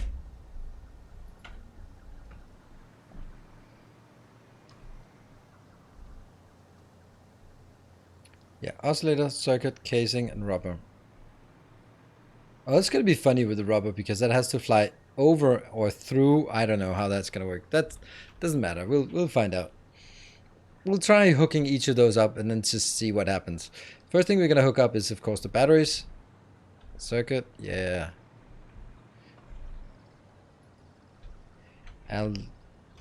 Blah. Alu casing.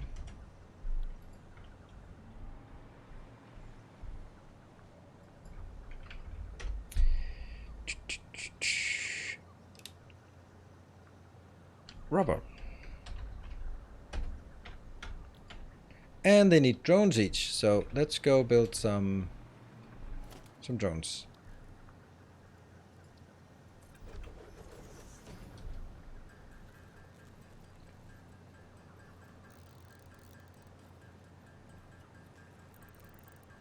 Three, 4, and 5. That means I will be making a drone, another drone, another drone, and another drone, and the last drone, and no more drones. Yay! Good.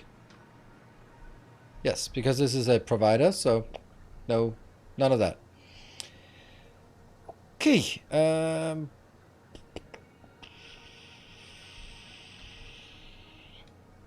I think I should be able to set up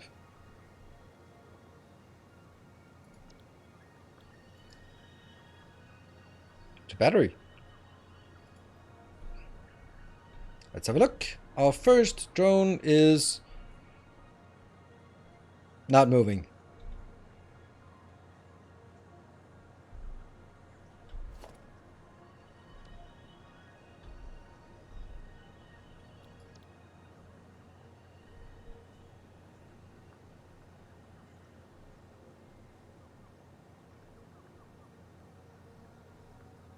You need a fucking battery to get started. Ah ha ha, the irony. is not exactly lost on us. Oh, I must have missed one of those. Yeah, I missed one here. Boop. Oh, yes, indeed. So...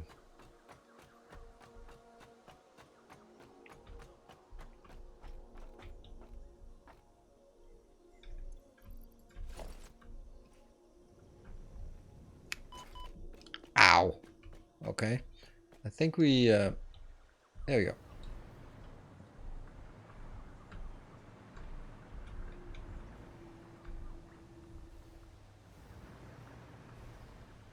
Why is that not going up there?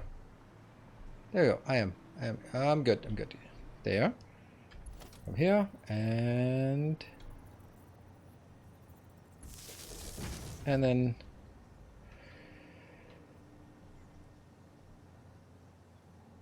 up to that point.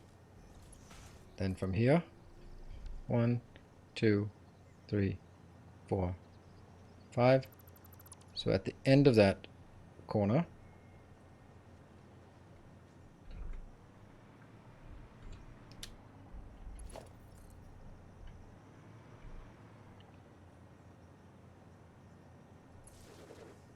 is that correct?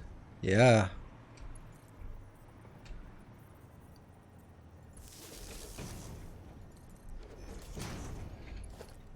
I might as well use this opportunity since I'm gonna go up anyway to try to get 1, 2, 3, 4, 5. And I'm just checking this one. It is aligned to the outside and is aligned to the outside, so that works. From this one.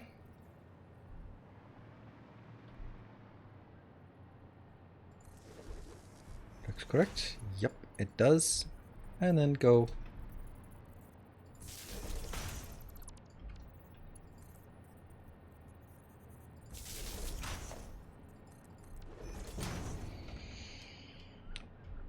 Yeah, we still... How much do we have? Oh, we still have 3,000 of this, so...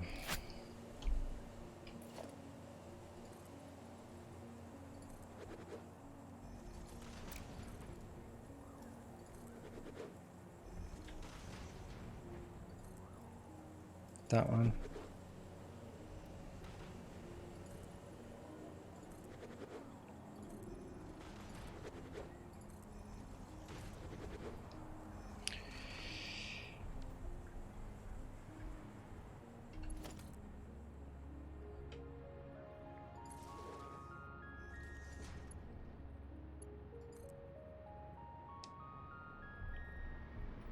I don't really know where that's supposed to be. So it's 1, 2, 3, 4, and then that one. So it's supposed to be out here. Oh, no.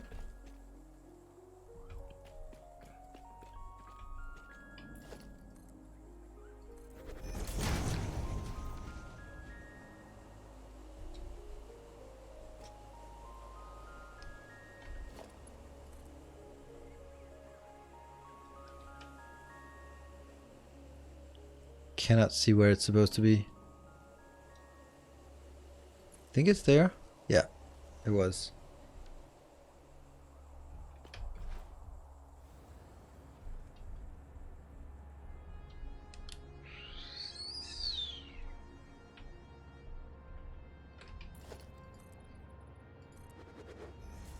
Oops, that was... See, that 1, 2, 3, 4, 5. That does not look straight, does it? No, it's not supposed to look straight.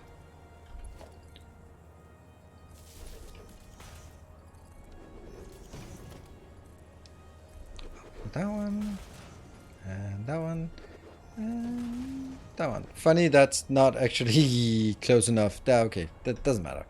We have enough to go from here.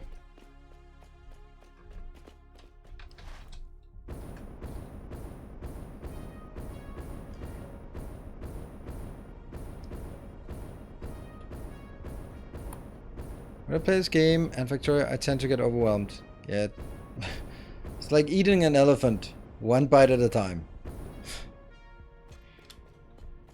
Just look at the next thing you want and then build that.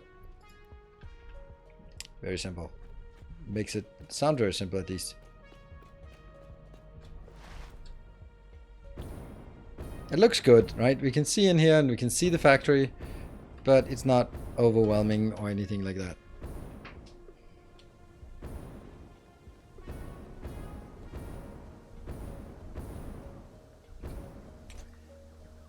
Boop. Come on, little one. Zip.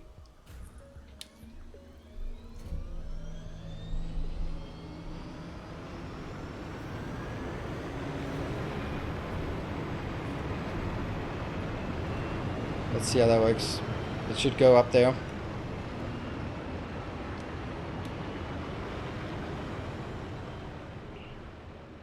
This is what I want to see. I want them all to be able to lift up here.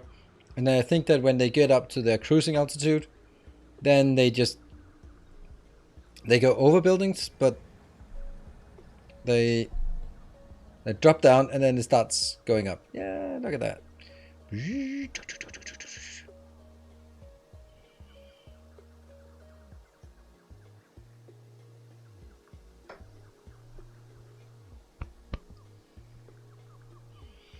Not a very long drone distance, but you know, it's the principle of it.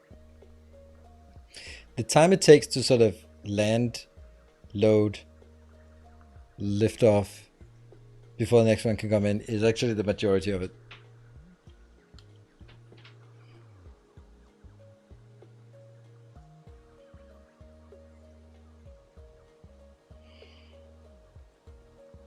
Why do I have crates of doom here? And see, I have a box of despair. Well, where are you? It should be lifting off now. Drone status takeoff.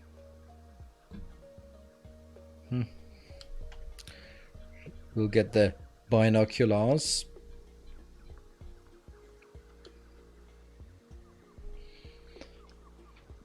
It's going on a strike. Stupid drones.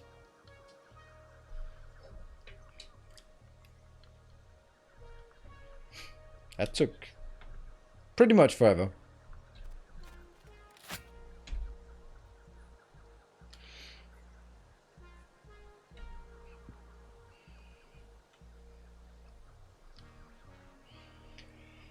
I think the loading and unloading time, or the landing and takeoff time, is maybe made deliberately slow to disincentivize short trips, so that it becomes like small quantities over long distances. Yes.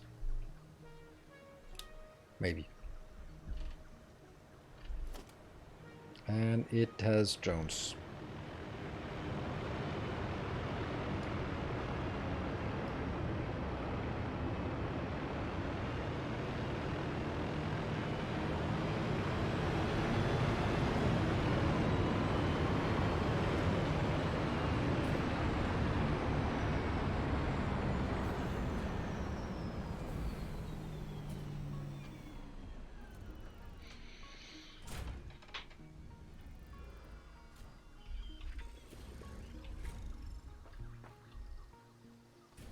There. Oh, that's not a lot. That is not a lot you're bringing in.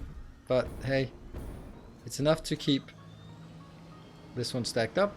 And that means all the other ones are now active. Woohoo! Trucks versus trains versus drones. Does the latter just outclass the previous one or not? No.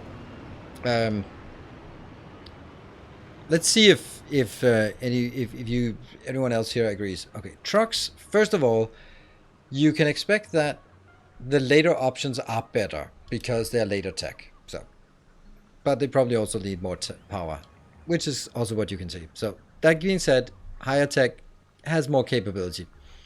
The advantage of the trucks, not the way I use them, but the way most people use them, is that you don't need infrastructure. So you can basically go out into the world and find a coal deposit, and then you can just go like, right, I make a truck stop here, and then the truck will, I can drive the truck back and forth, and it'll just figure out itself. I don't need to build like roads or paths or anything. As long as I can drive the path, then it can drive the path. Great. So that's pretty simple. The disadvantage of trucks is that they need to be powered quite a lot. So on one of the ends of your track, you have to keep power on them, and that's a fuel. So you need fuel, or you need coal, or you need biomass, but you need something to help to make sure that it keeps going, which means it's really limited because you can't have it go from iron mine to iron smelter, because one of those places you have to also now have fuel to make sure that the truck keeps going. And that's the limitation of the trucks. The trains, they can of course do more. The advantage of the trains is that they run on the electrical network, so you don't have to worry about it. And also the electrical, it also carries the electrical grid with it from station to station. The disadvantage is that it takes a massive amount of infrastructure to build things. So once you build a train system, that should be pretty much um, consistent because, or permanent, because you're not going to change the tracks now and again. So you build the tracks and that should be there. The disadvantage is, of course, the infrastructure. And then the drones, well, the big advantage is that it's point to point. You just make a drone location and a drone location, and then they'll just figure out the part in between. And the disadvantage is, of course, the power and also the constant consumption of batteries. And batteries are not exactly cheap. So you need a battery tower like that. Yeah. So basically, where would you need them? I think that once you have trains, it's really hard to argue why you would want trucks, because trucks are so poorly implemented. They're fun because they're so bad that it's Goat Simulator fun. Trains are better, but they're not really good. Drones are good, but they're also crazy expensive to operate because you don't have any control. You can't say stay here until full, so they'll just go back and forth even though they just bring one item there, and they'll just burn through your batteries. There's nothing you can do about it. So they will continue until they cannot unload anymore. So for example here, they will keep going, and the next load that comes in will not be unloaded, and therefore it'll be stuck here until it has unloaded. So it'll only take off when empty. So you have to get it to a steady state where it cannot get empty and therefore stalls at the unloading location. Because that's the only way that you can control the flow with drones. So yeah. Can the fuel demand be supplied by drones, or is it worth the overall cost? You can. I think it's worth it, but I just think like, so here's the thing, like if you have a truck line between two locations and you need to bring a third location in with fuel, then I'm gonna like, well, just use that third thing to bring the stuff in then, right? If you're bringing fuel in with a drone or a belt, then all right, just use the belt or the drone or the train instead. That's the problem with the trucks, is that in order to get the trucks to work, you also have to bring fuel. And when you bring the fuel from your central location to all the different locations, you kind of negate the majority of the point of having trucks. So trucks can work from a hub location where they go out, collect resources, and come back to your base. And I think that's how it's intended. It's intended to, it's 2 kilometers away. Well, I can drive there, and then I'll just automate it, and then it'll just continuously go back and forth. And then at my home base, I make sure that it gets fueled. I think that's the case where it's useful. The hype train tracker is not posting the Satisfactory hype train from today, so I can't post it there. Are you using trucks in the safe? No, I'm not, because we tried in the previous one because they had improved the trucks, but yeah, well, so much for that. It was fun and all that, and I built like this massive truck network, and I thought that was fun, but I don't think that's sustainable. Right, so now we should go to the next one. Let's make sure that we have drone port, and we're just gonna need the drone port. We have for drone port, so we can go take care of the rubber out there. Yeah. Hold on. Can we have built 2 of them? Because there's no point in building 1 if we don't build 2. Yes, we can build 2. Heavy modular frame. We have exactly enough heavy modular frames. Good.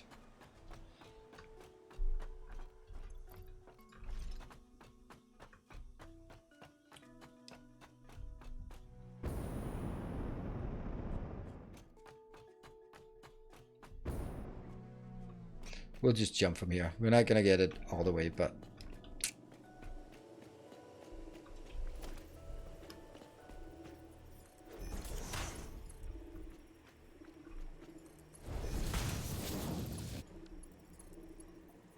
Old school.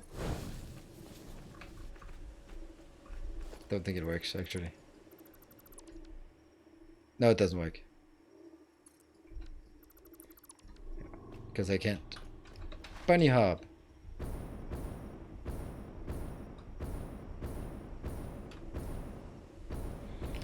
Trains for stuff that require high volume per minute. Drones for low volume stuff is my go-to. Yeah, I agree. So that means that it also kind of fits in the sense that when you get to the drones, all the stuff you need to build is stuff that has relatively low throughput, but it's like really advanced stuff, like radio control units, high-speed connectors, turbo motors, supercomputers, heat sinks.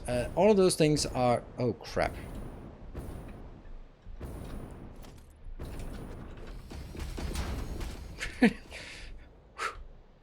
Clutch.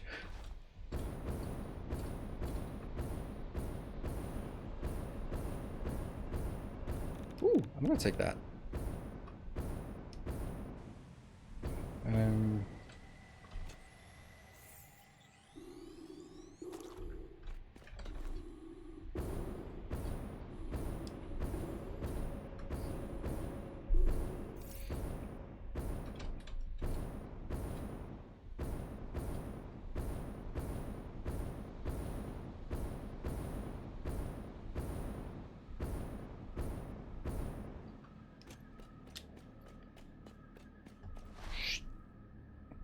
Damn, I love this factory. This is so good. Like, it took something that's probably the most complicated recipe in the game, and we just made it simple. I like that.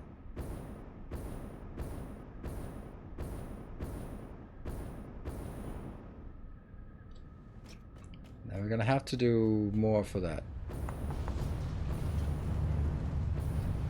Yeah, so they are actually not producing at max rate because I only have one of these and there's more capacity. Yeah, so...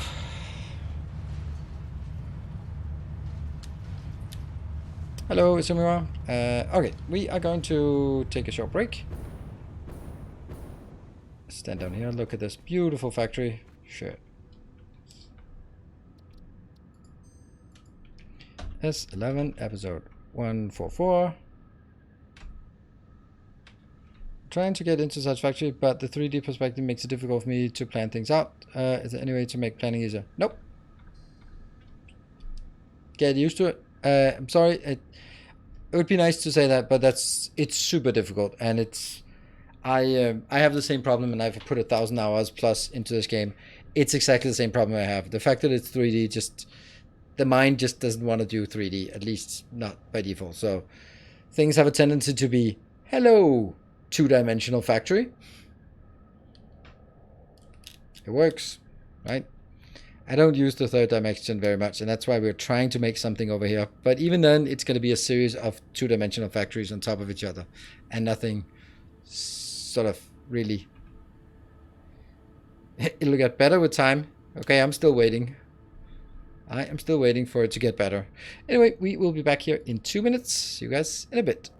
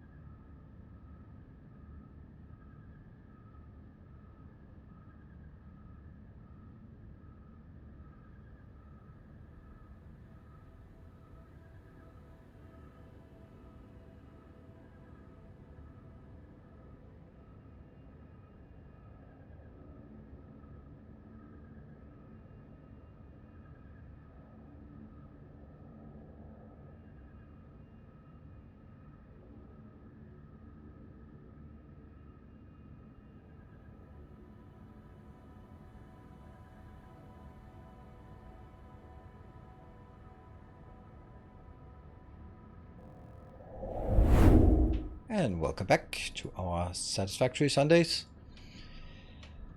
Right, so we need to... okay, I need to my UI back again. That one. This needs to be redone in some other way. Hello, Riyadh. Like, first of all, I don't like this. The fact that I've accepted that it doesn't really work very well. That one, and then can I build another one next to it? Yeah, I can.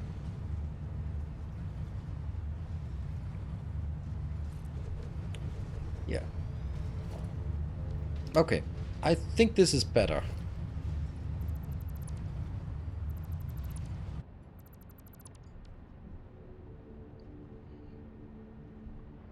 And then somewhere over here? What the hell? Oh, right, I only took half of it. Okay. That's gonna be even worse over... Oh, no, no, no, I have built it properly here. Oh, okay. I just haven't built it properly at this... Oh, okay. I don't want to build it like that. How does this game compare to DSP? I'm done playing DSP and searching for another factory game, but Factorio seems too complex for me. I would say Dyson Sphere is more complex than Factorio. I mean, Factorio has a lot of really technical systems that are really not necessary to understand. But just playing it, I would say that Dyson Sphere has more complexity. Because basically from the perspective that you have to understand and know what the problem is. Because in Factorio, you can always just go on the map view and look at anything and go like, okay, well, why is this not working? Oh, there. Okay, there. But in Dyson Sphere, you have to go like, it's probably the green turbines. It's probably the green turbines. Why are the green turbines not working? It's probably magnets. Okay, where am I building magnets? Then, you know, it's just, you have to have a more intuitive understanding of how your factory works when debugging it in Dyson Sphere, because in Factorio you can just go like, is it... No. Oh, it's copper that's run out. Okay, or 2 trains are stuck or something. But how does it compare? I am coming to the point where I would say that Satisfactory is much less of a factory game and much more of an architecture game. Of course, that's sort of after a million hours in it, but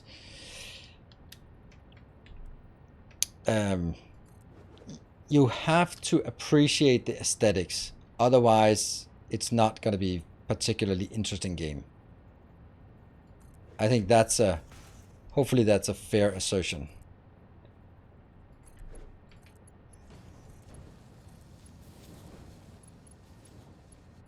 Like, so you have to sort of also be looking at your factory and go like, damn, that's cool. I like that.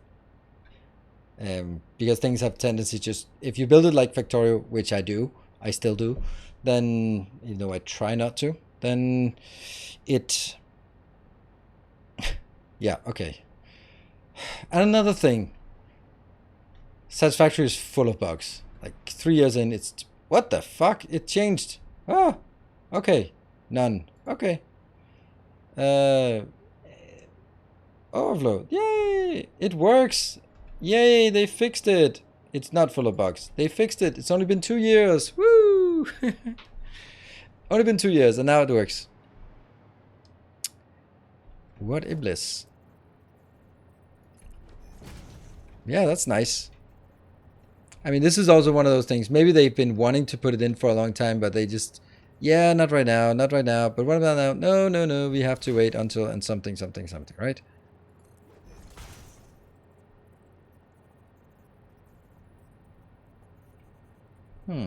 This should probably be so much that I can actually get the train underneath it.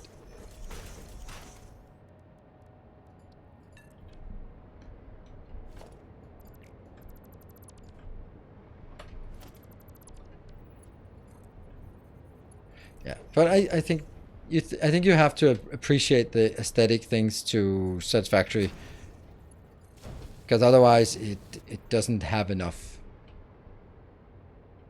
sort of. Okay, so they're going in here. Is the poison leg fixed? Yes, it is. I've heard that it's fixed. People have commented to me like, "Oh, it's fixed, it's fixed," and I'm like, "Yeah, I've already moved on." But it was rough, and it's fine. I mean, it's one of those things where uh, most people will just look at the bug and then go like, "Oh, okay, I'll build around it." And I can also do that, but it's just sometimes like, come on, that's too close, isn't it?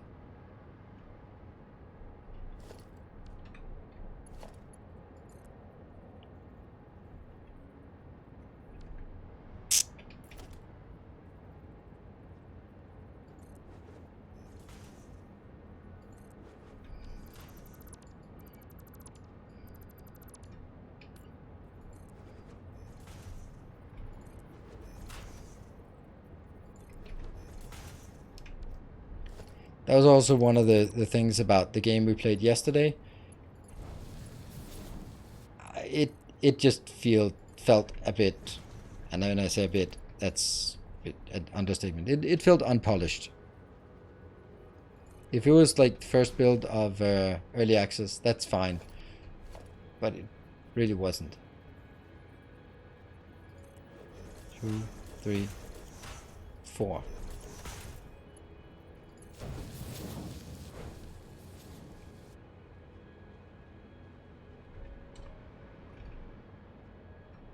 This one's gonna be whoppa and power.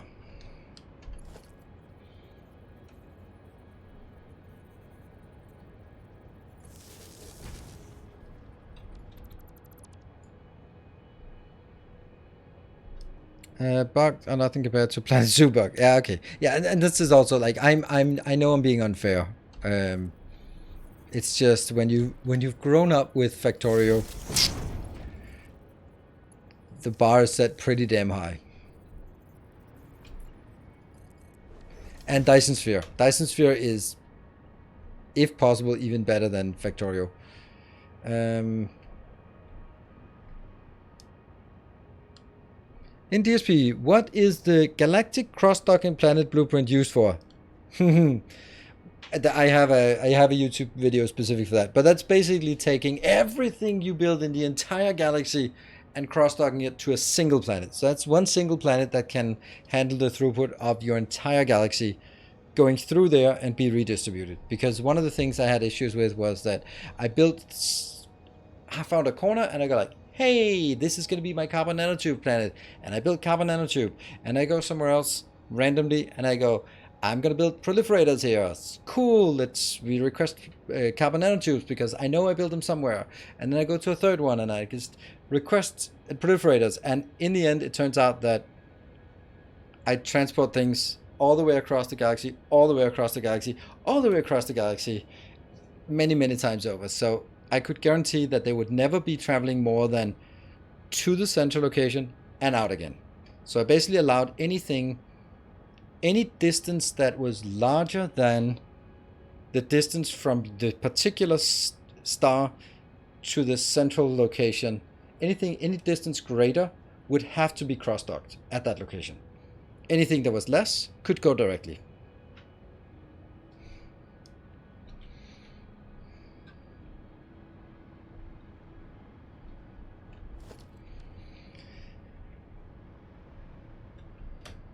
So that, and I'm pretty proud of it because it's actually using like it's a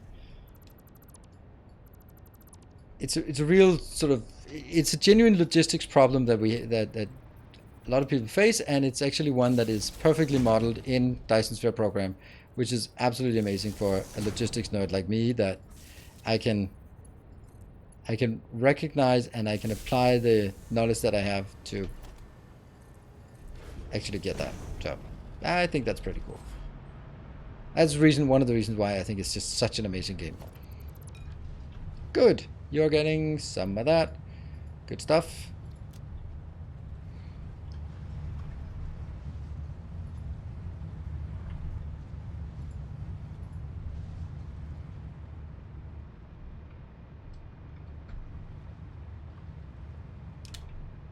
So YouTube videos. Yep.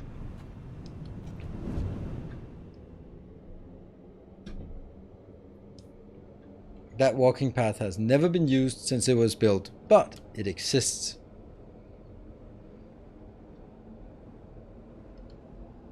This is a much cleaner setup we have here. Unfortunately, it's a setup that's harder to adapt to what we want. Like, look at this. That is so clean. That is so clean. And yes, they're not supposed to be full belts. They are supposed to be exactly as they are. Just fucking hell. It's awesome. But now comes the next question. What are we gonna do? Where are we gonna build stuff? Yeah. I really love this design. Like, I was just struggling to come up with something that looked good, and this one, this is just.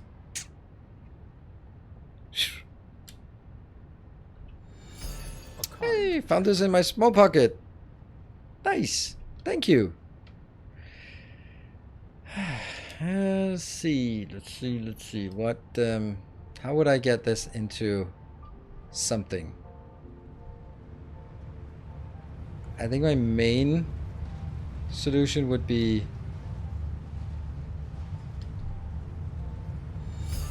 hello, Silver Cecil. No longer number 3. Close though. 300 bits. So that's kind of 2 attempted hype trains, and then you're back on the top 3. Unless, of course. This one would also have to be overflow. So I don't think I need to have as much here. So I can just bring it. Right. So here's my idea is something along the lines of this one, right? So they will go out here, and then they can consolidate into a single belt. Do I have a series with minimal resource? No, I don't. And I don't plan to do it either, because it's going to be too grindy.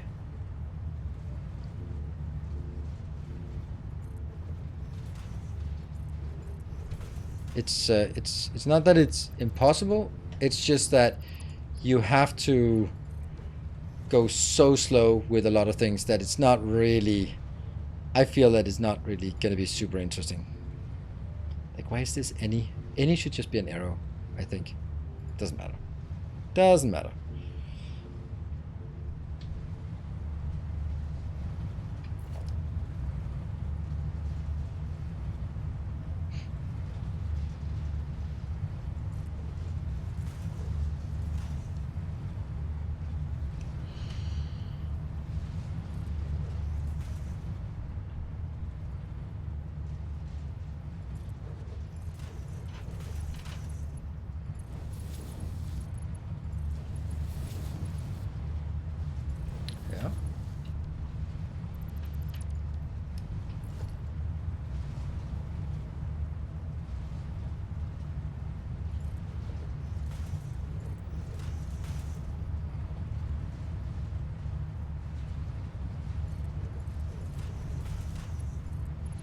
Go in.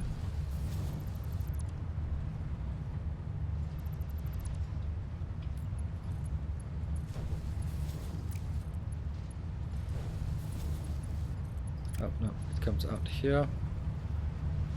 It goes in there. So now that is evenly taken out from all 4 of them.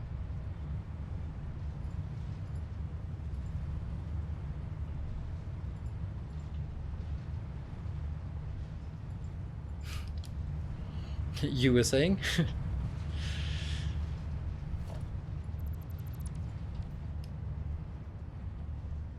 And now I kind of regret not bringing it higher up, but this looks good. Like, it's really well organized, I think.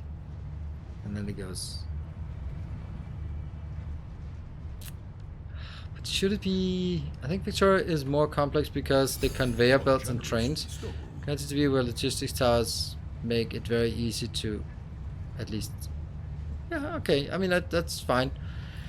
Thank you, Manuel. Thank you for the 500 bits. Also trying to trigger things. I think I need to go 2 up for all of these.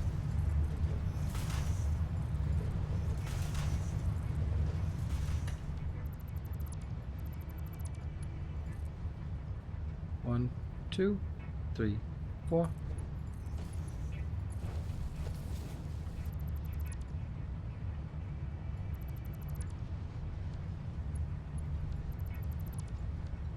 I never saw that sinks were making dust when working.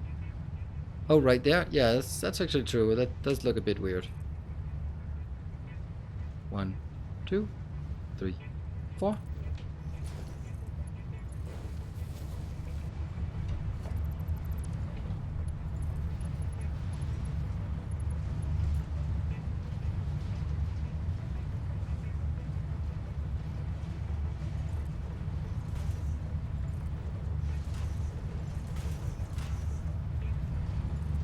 Go.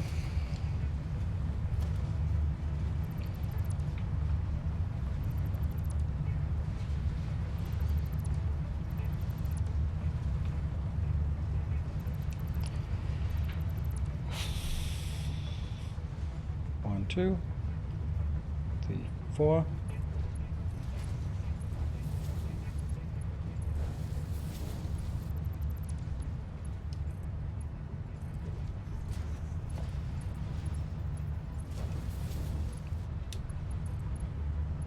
Merge in here, and then merge in there. Good. Now that can go over to something here, and then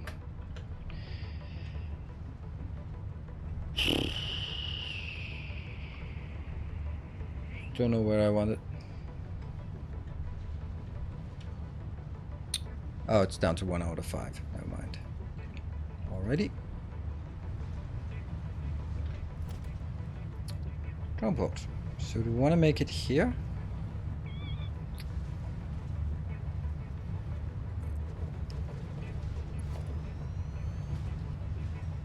Oh wow, that definitely needs to be changed.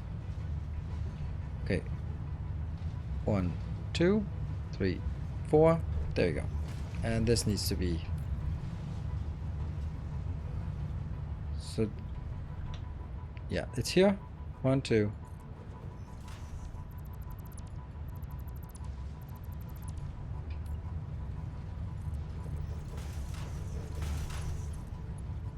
Doesn't change anything except that now this is a direct line. Sweet.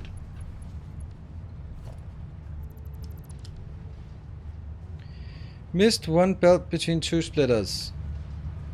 No. I guess you're thinking of this one? That's definitely what I'm missing. These 2 are consolidating here. So this is half of that plus half of that is on this belt. Then this and this goes in. So that's again 50-50. And then 50% here plus 50% here. So that means it's evenly spread from all of those locations. And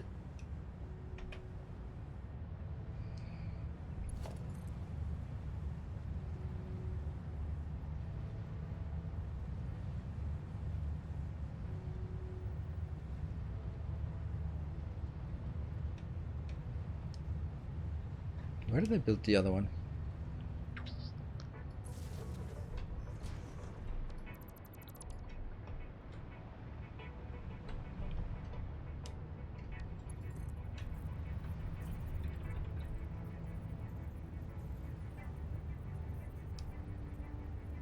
That's so strange.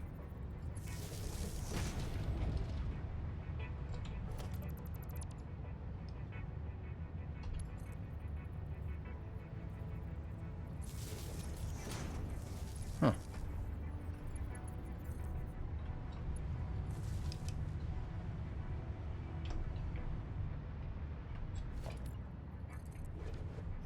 And this one will now be called plastic. Don't know if I'm going to use it, but if I do, then I have it. I think that just makes sense, just to have it up here, and it's only going to be fed by whatever speed, 1 belt speed. I can't imagine that would be insufficient, and if it is, then we'll just cross that bridge when we get there. Good. Let's bring a train. Let's not bring a train, I guess.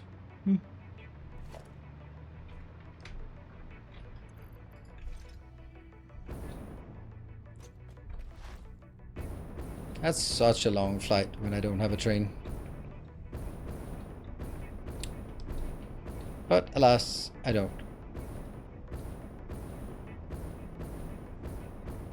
Oh!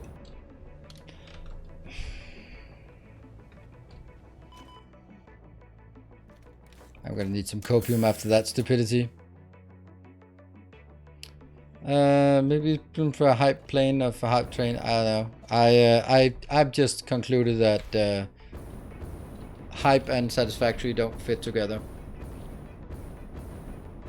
We've been playing with this color for a very long time, so that means no, not even a level 3 for months of playing satisfactory. So pretty much gonna be the last stream of satisfactory for me. Just doesn't make sense.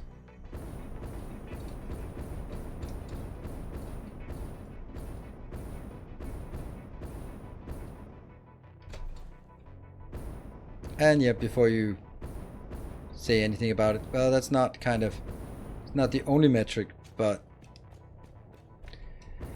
there are other smaller, newer games that I might as well just play instead. If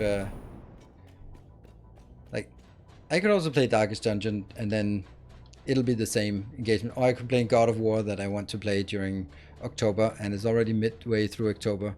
So if I want to play God of War, it should probably be soon-ish. So might as well.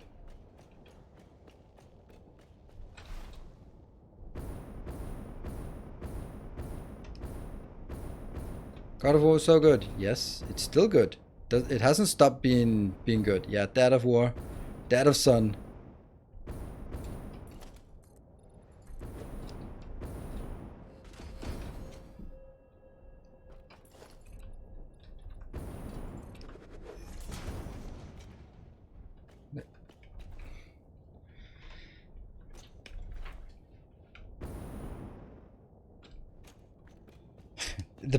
The best quote from that is, "Don't be sorry, be better." Like, oh, I wanna sell that to my kids, but I'm not going to. But it's just, oh, I'm sorry. Don't be sorry, be better. It's such a good quote.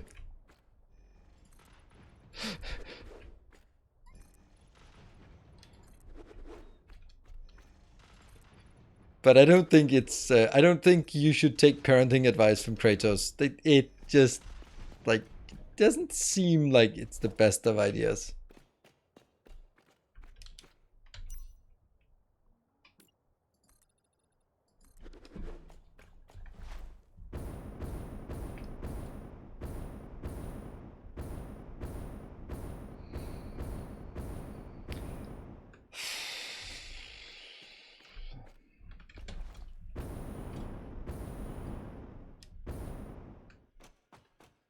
It's supposed to be an Arcology, so it's completely self-sufficient.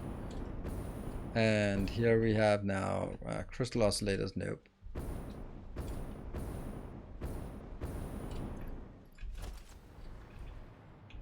Circuit. Casing.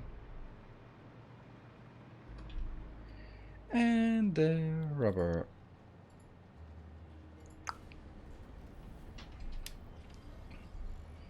Off we go.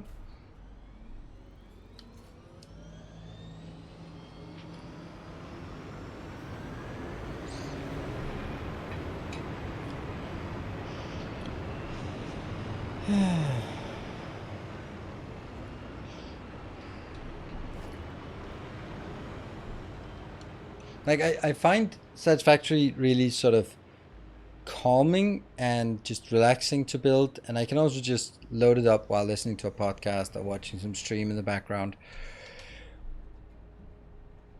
But that's just me being in consumer mode. If I'm in creator mode, then something more has to happen than just me quietly building here.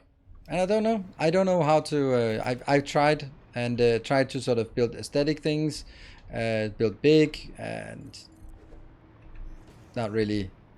Can't really seem to sort of crack the formula for how to to make Satisfactory engaging in the later game.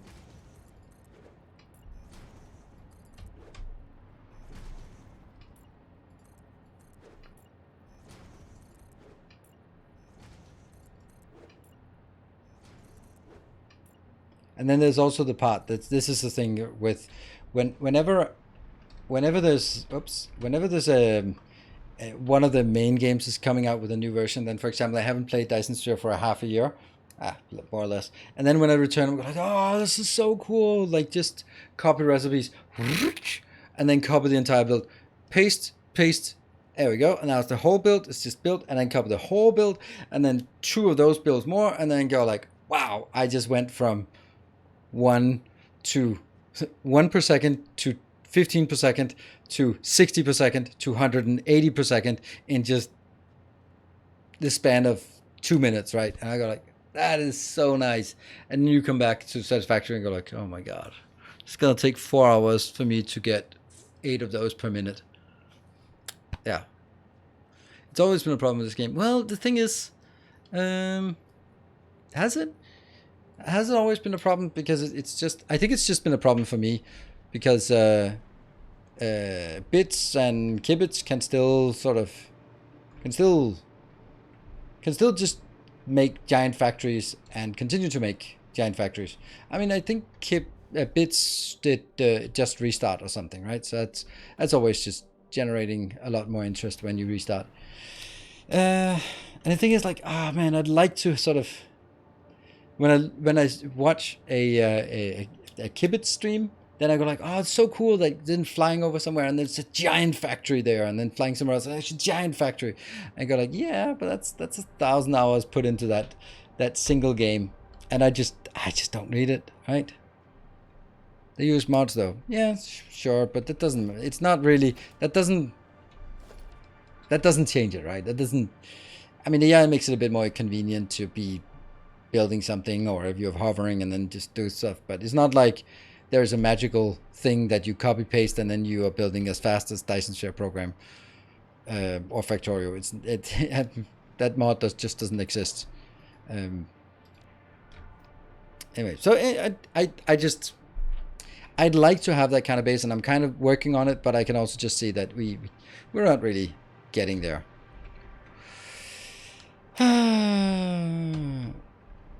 Enjoy how you're building everything, but I'm also relaxed. Yes, and that's also the part. I really enjoy that. I really enjoy just tinkering and then getting our, there we go, we got our rubber in here. That's nice. And now we go on for the next one. Let's have to build the aluminum casing. So we need to go over to this one and build a tower on the top. I don't even know how I'm going to build that, but we'll find out. Yeah, it's relaxing, but I'm just thinking other things could be relaxing too and enjoyable too. It's not that it is not a net positive to play Satisfactory. It absolutely is a net positive to play Satisfactory.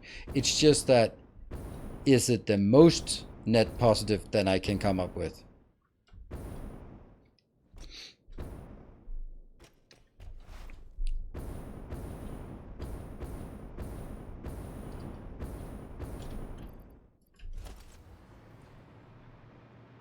Welcome change from Overwatch 2 before bed. Okay. You playing or watching Overwatch 2? Right, so somehow up here we're going to have a lineup, but I have no idea how we do that. Or actually we don't. We're going to take the line from...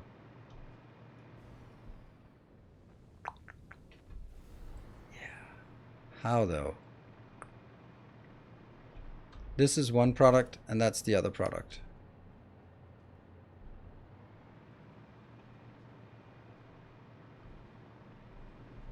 This could be a location for that, right? And we can branch it out here and go in, and we could branch it off here and go in. Let's try that. 3.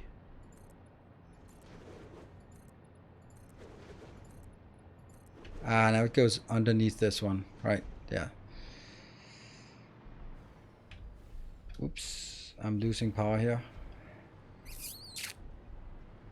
Well, that's kind of a shame. Oh, these ones, they're so difficult to make this straight in. Timberborn is also really relaxing, but it's also getting to a point where there's a lot of stuff. I had to put in a couple of hours off camera as well.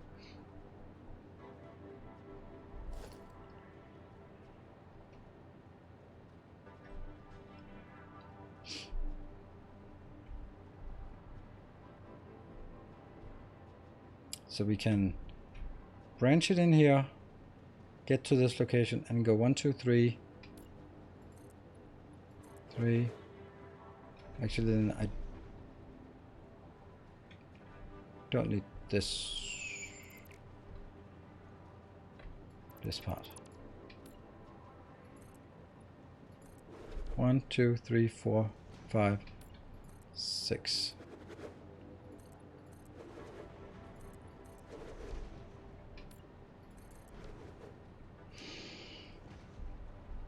And this will then be middle, and this will be middle. But also notice that there is a mixed belt below you. Yeah, this is a super advantageous thing I have that is... Fuck! Well done. Go back to lurking. You're ruining my factory. It was a good quote from Blood and Fire, the book behind House of the Dragon, and there is the fool mushroom that is quoted as saying that there's a plague coming to the city, and his way of protecting himself was, I got so drunk that I didn't know what was going on, because as any fool knows, what you don't know can't hurt you. That's wise. Fools are very wise.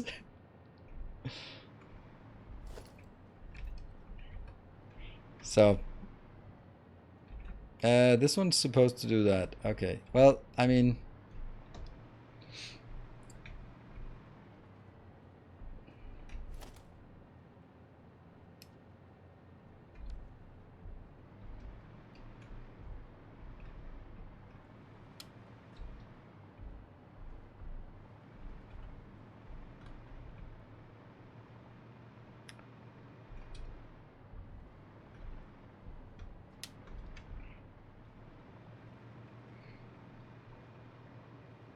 there it is. There it is. That one.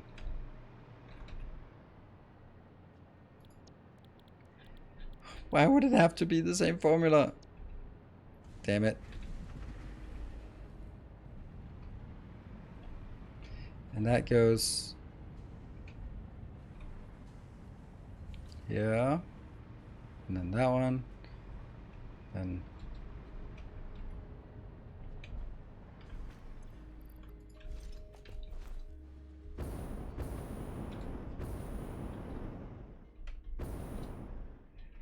oh, it goes into everything.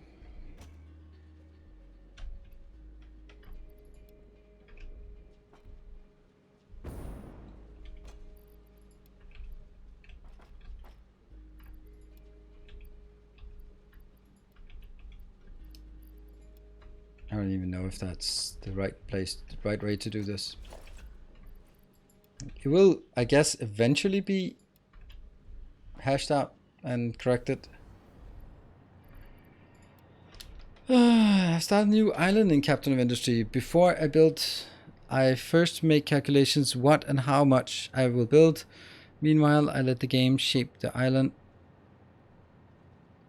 and build in pre-mode. I sometimes takes hours before I have the accounts I want, and then hours before I make the pre-build.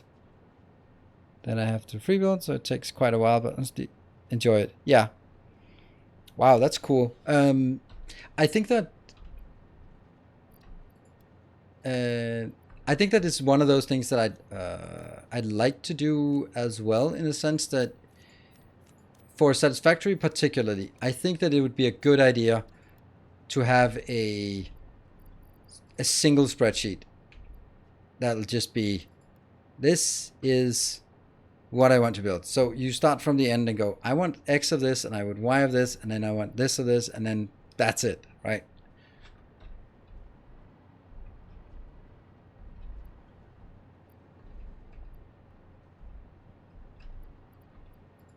That one.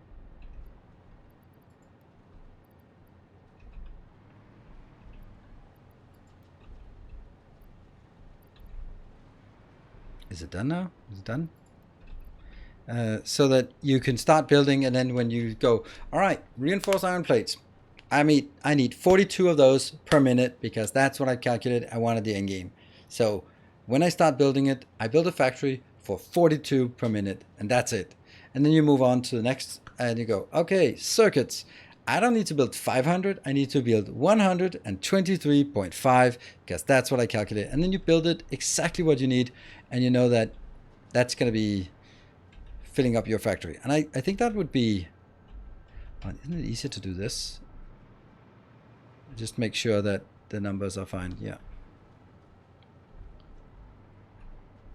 Good. We have cleared it.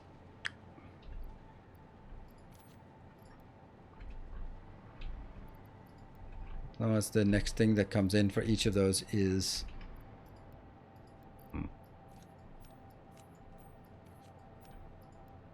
okay, I've cleaned. It's good. Yeah. Any trains picking up from the station? No. Yes. Maybe. Oh no. And it's casing. It's worse. It's even worse. Yep. There is a train here.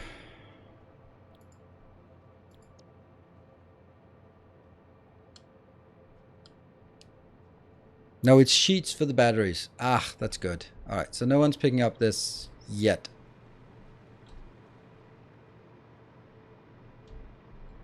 And no one will actually ever do that. So that's another little thing here. 1, 2, 3.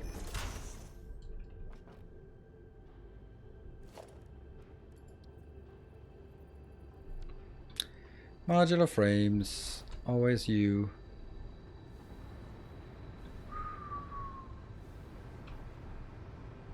Hello, Charlie. Yeah, good thing the blueprint wasn't online yet. Oh, wait a minute. Yes, indeed.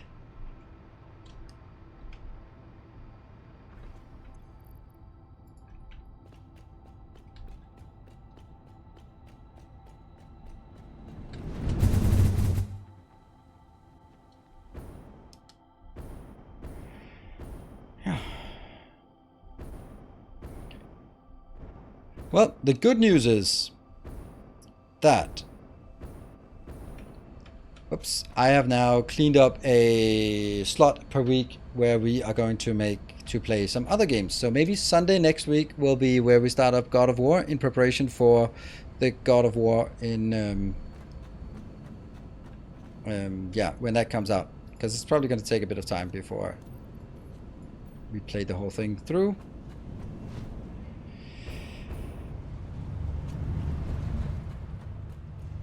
Because I want to play through the whole thing. And I think it's quite, honestly, I mean, it's not to neglect anyone who's finding this enjoyable, and I know that all of you who are here find it enjoyable, otherwise you wouldn't be here. And if you're here, if you don't enjoy it, then what the hell are you doing? But it's more about sort of, hey, what is the maximum funness I can get from from my streaming schedule?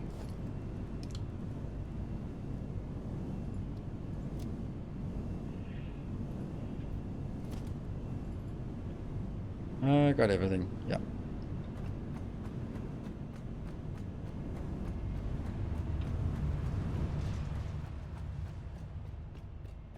What are you troping now?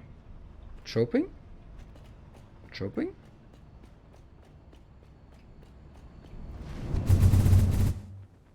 Troping?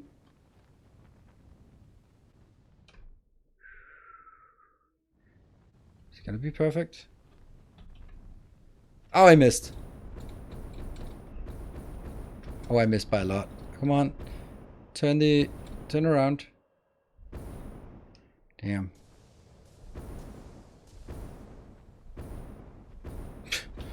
Swing and a miss.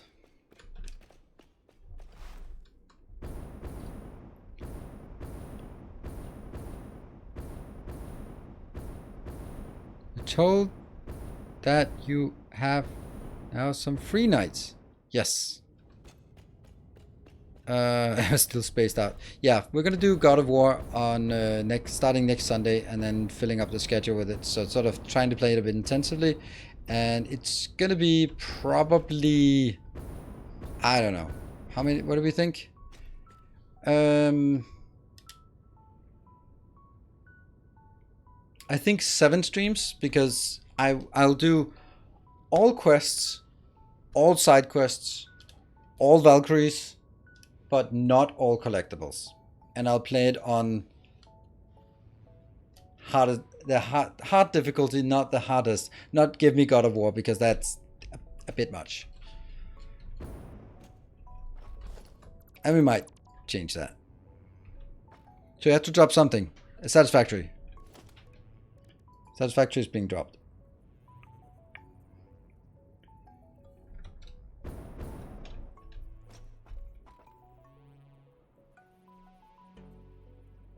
There.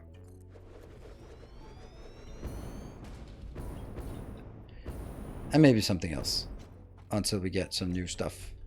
We also have, well, November. I don't know what we actually have in November. We have God of War. I thought we were gonna have Ixion, but that's not in in there anyway. So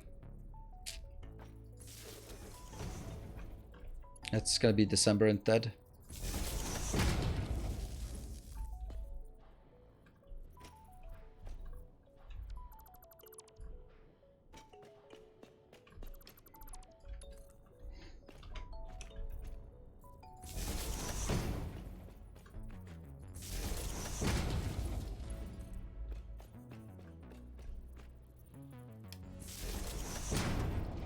Delayed, yes. 7th of December is it delayed to.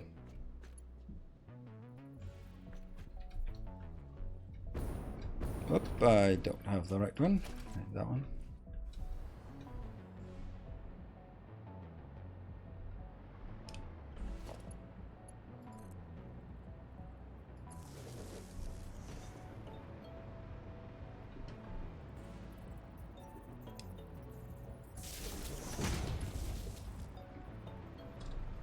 Okay, so we get these ones. And this one will be the sheets.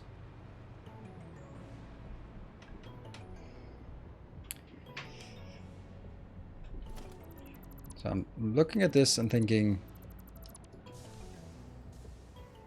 this part should be the easy one.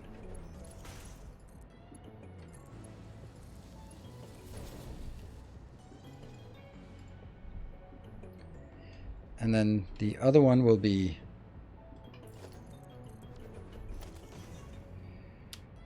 see, it can't be in here because then it'll bump into this. So it has to be out here and then go around.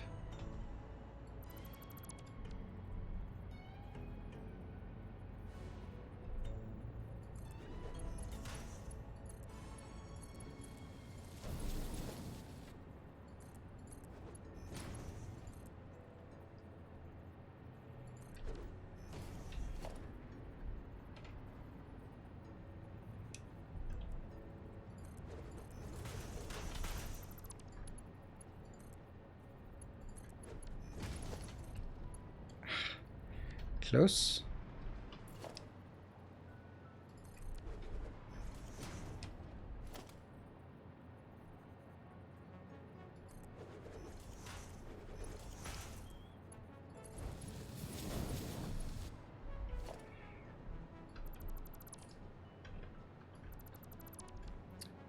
So here we have one line going over. What? Oh, I turned it the wrong way. Ah, that's stupid.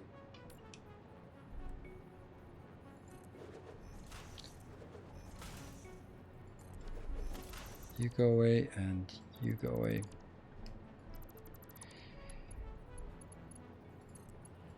Such an action-oriented game, but happy that I was mistaken. Yeah, but if you watch stuff, then I am also an avid Souls player. So I play Souls games as well. And I mean, you're not going to see any no-hit runs, but I've done several no-hit bosses because I think it's fun. But I also know that the time investment wouldn't be something that you as a community would bother to watch. So, and I don't think I have the temperament that is necessary to be a good no-hit runner. I am too passionate. Why is nothing coming here?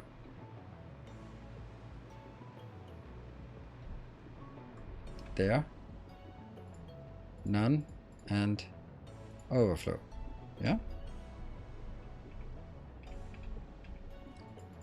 None and overflow.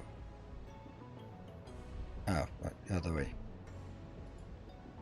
Overflow. Go.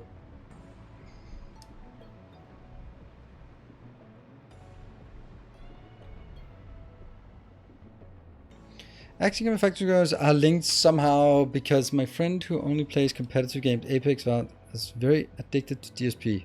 Yeah, but that's okay. Apex and Valorant, that's, I mean, people like the different things, and there'll be some people who just, yeah, this is my kind of jam for whatever reason, even though it doesn't fit with the category, with your usual category. I would also say, I mean, I also really love Darkest Dungeon. I love it and hate it, and I think actually Darkest Dungeon is one of the reasons why I'm now deciding that I don't want to play Satisfactory anymore. And the reason for that is that I'm just thinking I could be playing Darkest Dungeon instead.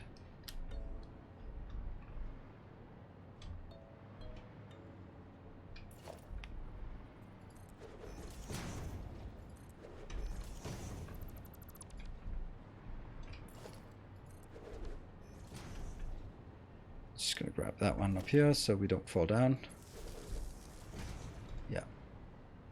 So why are you still stream Satisfactory Day? Because I'm doing this. I'm enjoying this, and this is what I have on the agenda for today.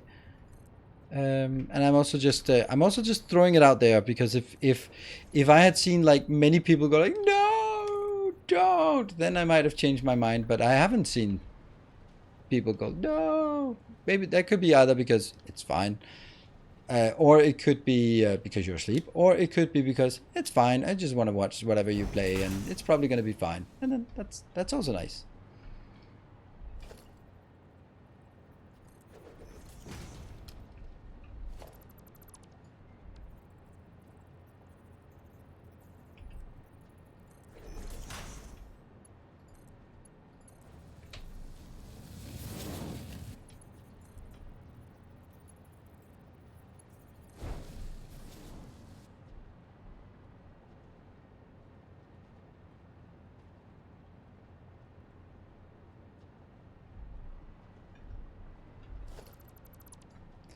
And the point here is that I will get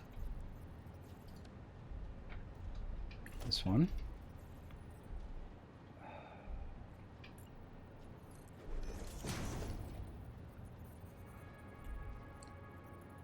Okay, smart spot 1, 2, 3, 4. That's gonna be where I want it.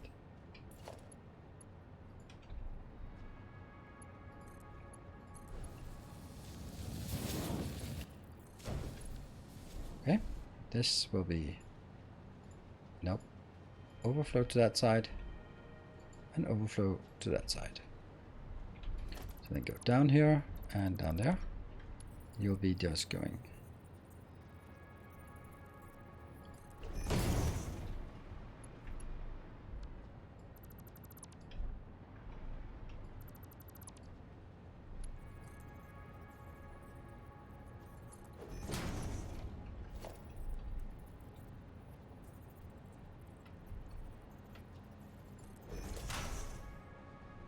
miss.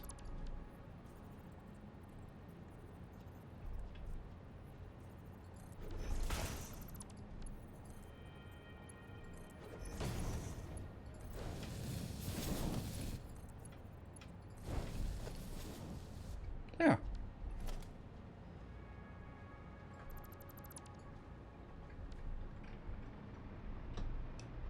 And we take that out. So that's a weird little thing, but it's as nice as I can make it. This will be alu casing.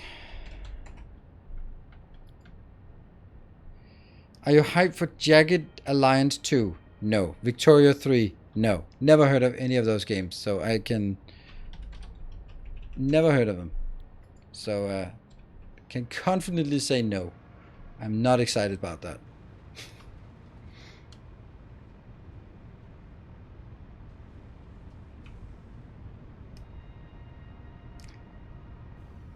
You are competent at God of War, or that Star Wars game you did search fun to watch. Yeah, Star Wars game. Oh, right, Oh, right, yeah. Okay. That was actually a surprisingly good game. I was really surprised by how good that game was. It was an EA game, and we're not big fans of EA around here. But it was single player. It was great story. No microtransactions. No upselling. It was just solid, good fun.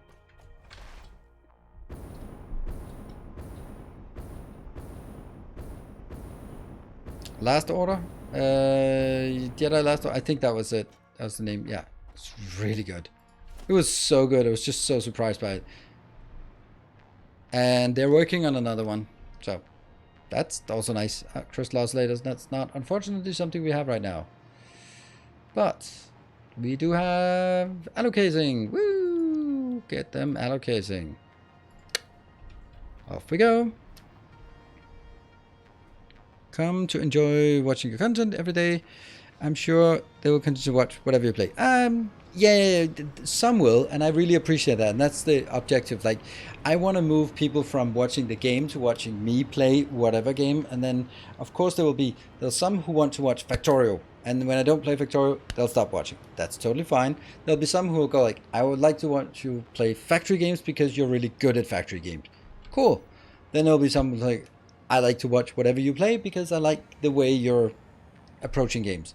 And there's sort of, there are tiers, and I want to sort of move people from, I want to watch you in the combination with this specific game, to being sort of higher tiers.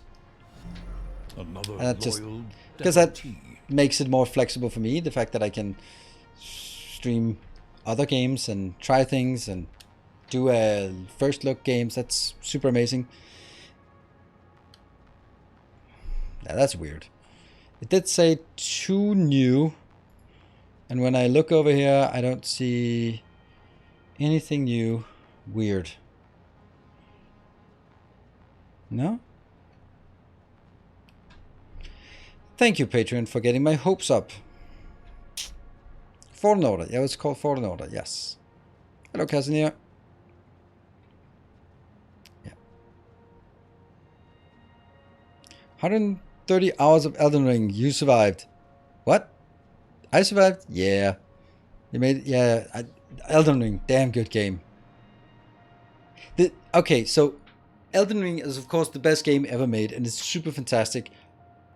But 130 hours is quite daunting. And if I sort of go, hey, I feel like playing Elden Ring again, then I'll go like, but I can't commit 130 hours to play it. And I felt that Sekiro was a really good game. It's a game I want to replay. Or God of War. And I know that replaying it takes 25 to 28 hours. That's probably it, right? 28 is 7 streams, and that's what I did last time.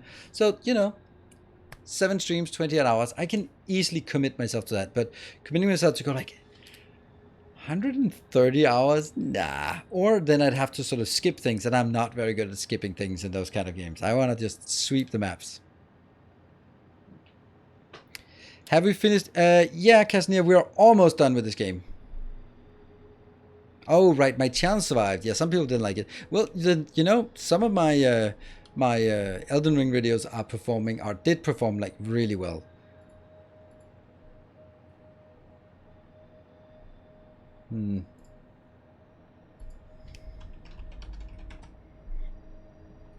That's totally not what I want.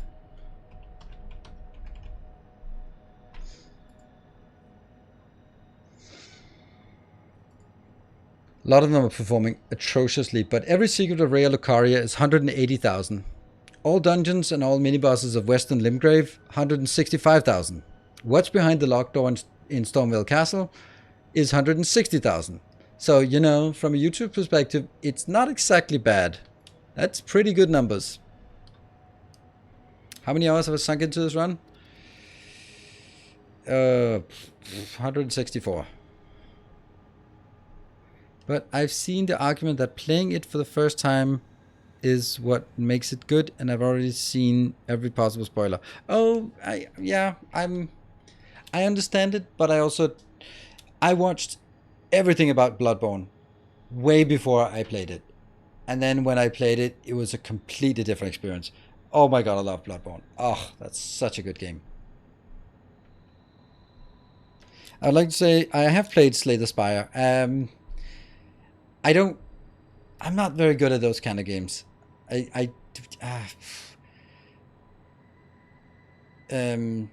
reason why is if I make a strategy and then I want to sort of pursue it, and then I just don't get the cards for it, and then I just go like, it doesn't work, and I try to make it work because I want to do a block strategy. I want to do instead of sort of being malleable and seeing what the cards and adapting. I go like, oh, maybe we'll do a discard thing. Okay, let's try and so I'm not very good at Slay the Spire or Monster Train. Monster Train I like more than Slay the Spire. I could have a bit of fun with it, but I could also just see that I hit my ceiling for how good I could be extremely fast. Hello, Casimir. Thank you for the 24 months. Welcome home. Talk to anyone I know about factory games. They are clueless as to what I mean, although to me it seems like it's a huge category. Yeah, it is not a very it's not very good. It's it's not a very big category. And I also go like, especially when you meet someone who's sort of outside of gaming, and you go like, oh, I play I'm like, oh, and they think Minecraft, Fortnite, and they go like, no, it's like we go like, oh, what games do you play? Because then they're like, I've heard of CSGO, I've heard of Fortnite, I've heard of Minecraft. So is it one of those three? Like, no, it's not. It's factory games. Like, okay. I could say anything. There's like, I have no idea what you mean, but I'll just nod. Darkest Dungeon is kind of random too. Yes, but Darkest Dungeon and XCOM, I'm good at those. I want to say I'm good at them, but I'm not great, but I'm good. And that's because how you're good at Darkest Dungeon and XCOM is the same way. It's about sort of,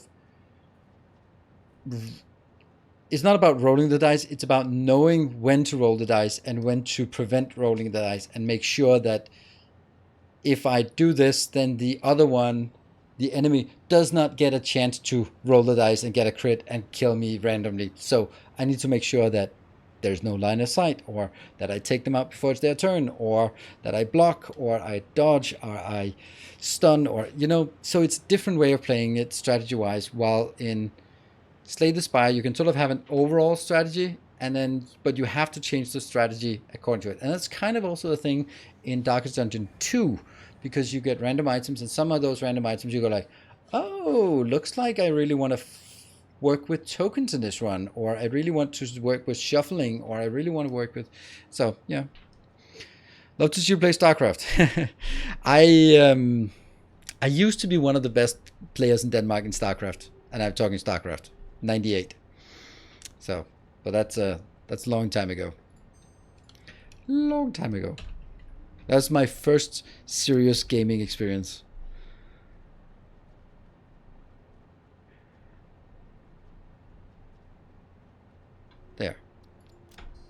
There we go. Right, so I'll take a short break, and then we'll be back in 2 minutes for a bit of let's chatting with some factory in the background. Be back in a bit.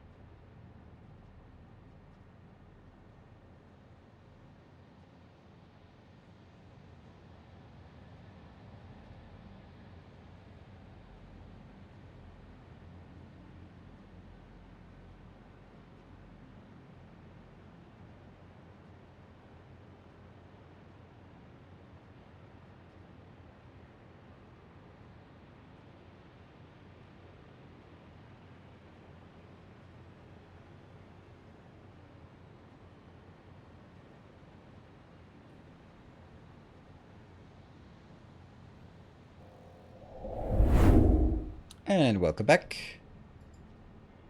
Ooh, look at that. Looks good. Okay, so I just checked out this Aspera.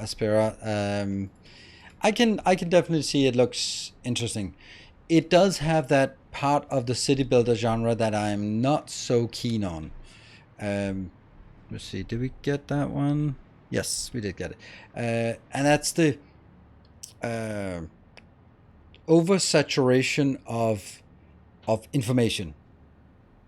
And I don't know, it just seems like here's like, oh, there's 10 different things here, and then open up and then they're going, oh, these are the social policies, and this one gives plus 2% here, and this gives 3% here, but this one gives a bonus if you have also in proximity adjacent to, but only if you have this policy. And I'm like, fuck it, I have no clue what's going on. And that's kind of what that's the kind of the city builder thing that I don't like. It's all like plus 1% here and plus 1% there to a million different stats, and it just becomes muddled. Oh, and by the way, Silver Cecil, thank you for the 200 bits. Working away, 200 more, and you are in the back on the top 3 leaderboard. And take about it, thank you for the 200 bits. And then we have Nick, thank you for the 23 months. Oh, come on, someone should be doing the Rimwell command. Are we are really no one there to do these commands?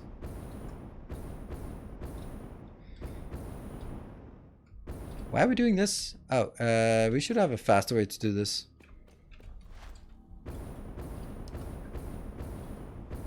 Have you ever been into any MMO games? Yeah, I have.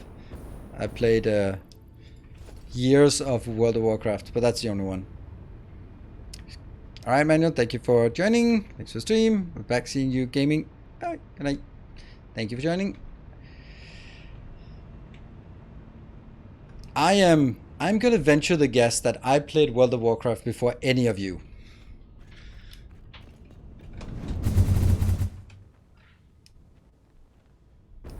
Oh yeah, I remember that cool one. Quick, never played that. Never played WoW Beta? Pfft, I played WoW Friends and Family Alpha.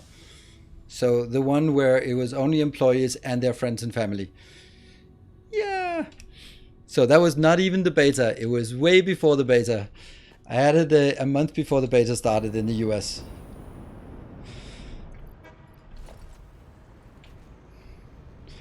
So I had a friend who was who was a GM on Dark Age of Camelot, and he got recruited by Blizzard to be starting up a GM team in for World of Warcraft, and then he was he got those keys to give out. Okay.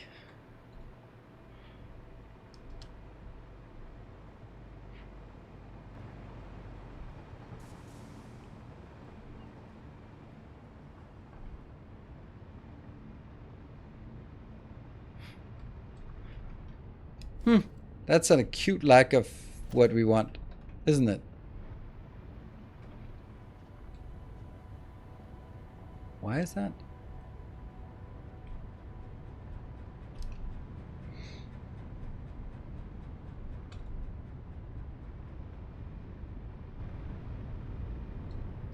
Oh, I think I know why. I think that's gonna work.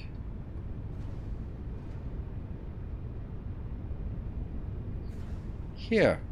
We decided just to throw it over there. And throw it over here. That seems not very fast. Oh, right. This is gonna be this is getting burned. That's not what we want. This is a pretty good location for a drone port.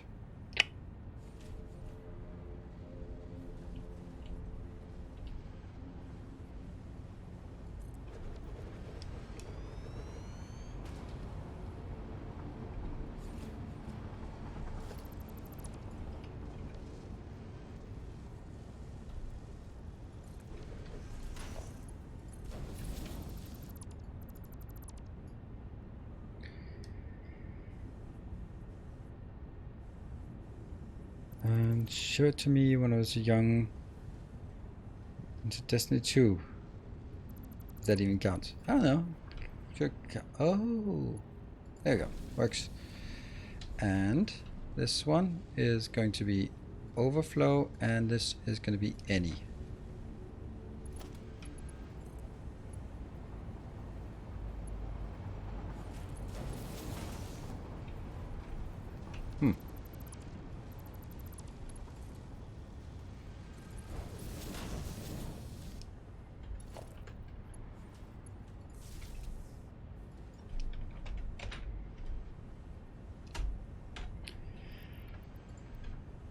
Yep, that was pretty simple to build.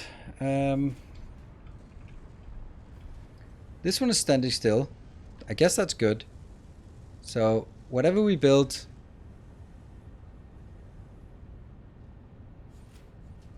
is going in here. It just doesn't look like much, but it's a couple of hundred per minute, I think. Let's see, this one is 12. I'm guessing like 16 of those. 2, 3, 4, 5, 6, 7, 8, 9, 10, 11, 12, 13, 14, 15. Yeah, close enough. So that's 12.5 times 15. Right. I said about 200. I'm still going to still.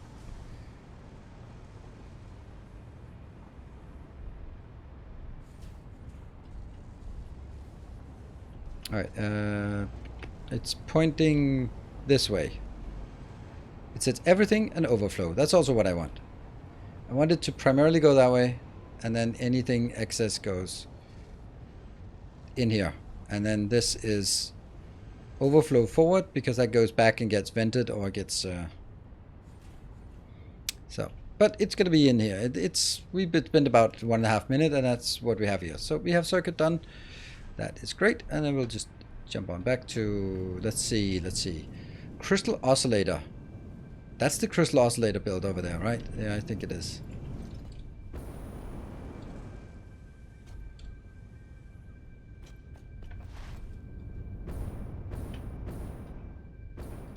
Yep, that's a problem. Such a big build, and then it builds absolutely nothing. Oh, man. 1 per minute. So I build a total of 12 per minute, which is a lot. It's a lot, 12 per minute, but it's still not very much.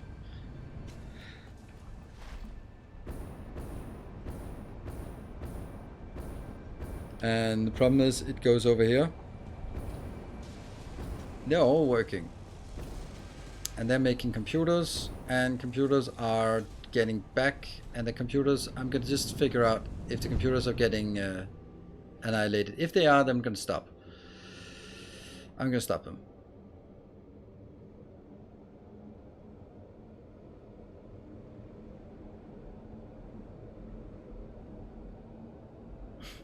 She's a god of victory with me. Thank you. Thank you indeed. In the 10 computers, doesn't it? That it took me a week to build just to make 3 computers a minute. Yeah, something like that.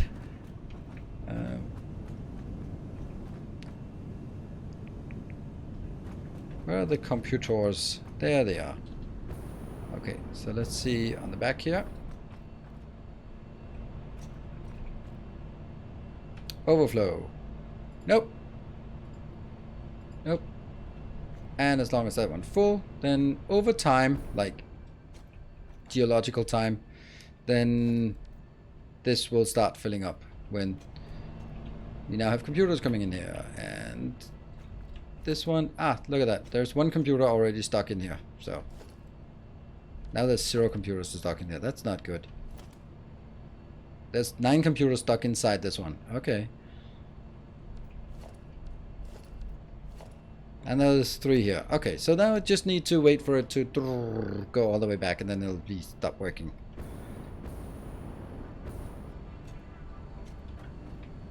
See, space exploration cross story run someday. Yeah. I appreciate you saying that, but it's not really gonna happen. And the reason why it's not gonna happen is that it's a commitment of 200 hours, at least. And there's just no interest for a 200-hour playthrough.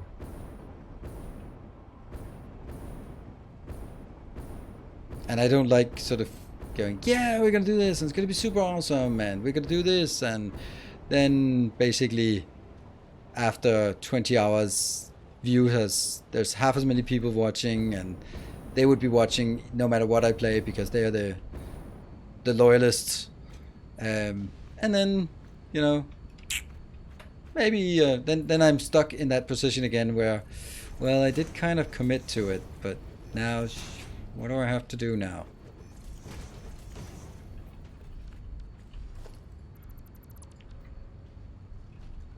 So I'm really enjoying the fact that I'm playing a lot of new and interesting games, and I'm really enjoying the fact that it's having pretty okay success, I'd say.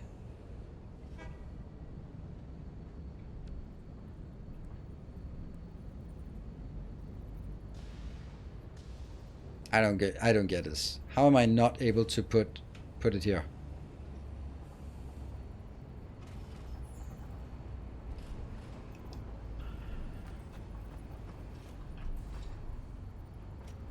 That's not what I want. So I have to build this in order to make...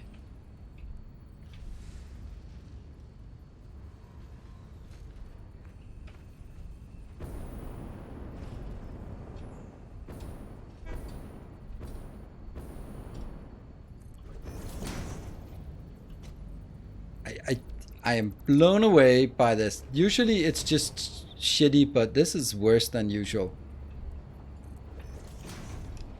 Wow.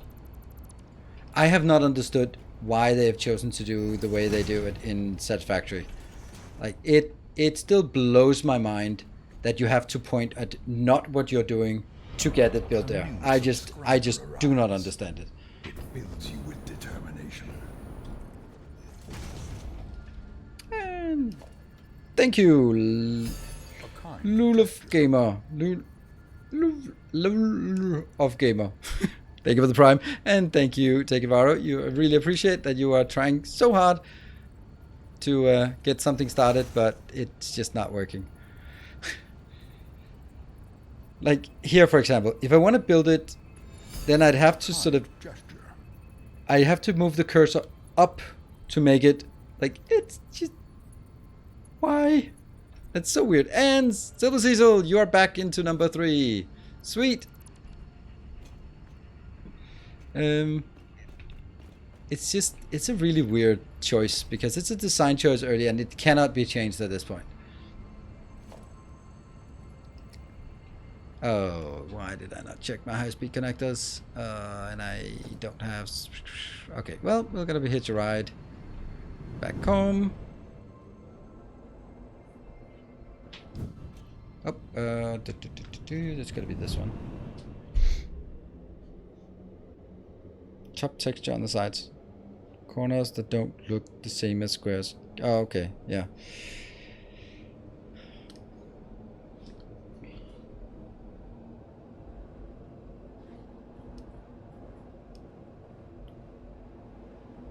You can see our equipment just hovering over, our handles are hovering over us, our chemical mask is hovering, and maybe down here by the legs we can also see some, yeah, there we go. You can also see some legs hovering. I mean, come on. Why? Why?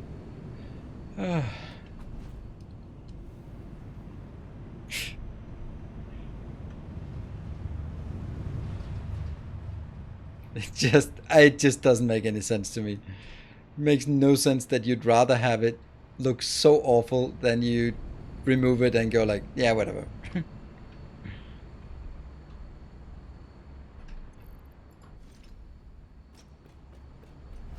Let's see if we can use this one to get where we want to go.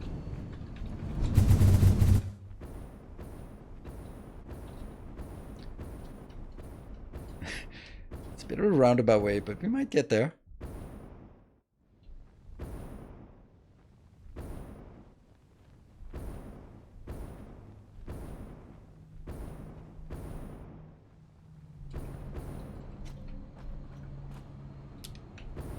Quite well.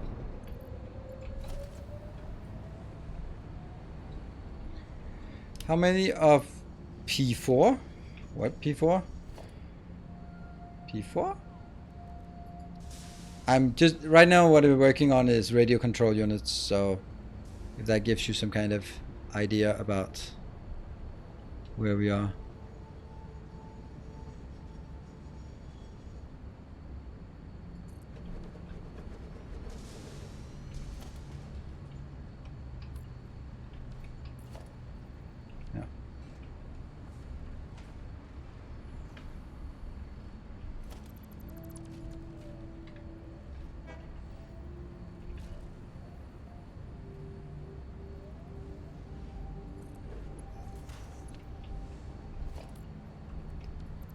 It's not a merger I need. I need a... There.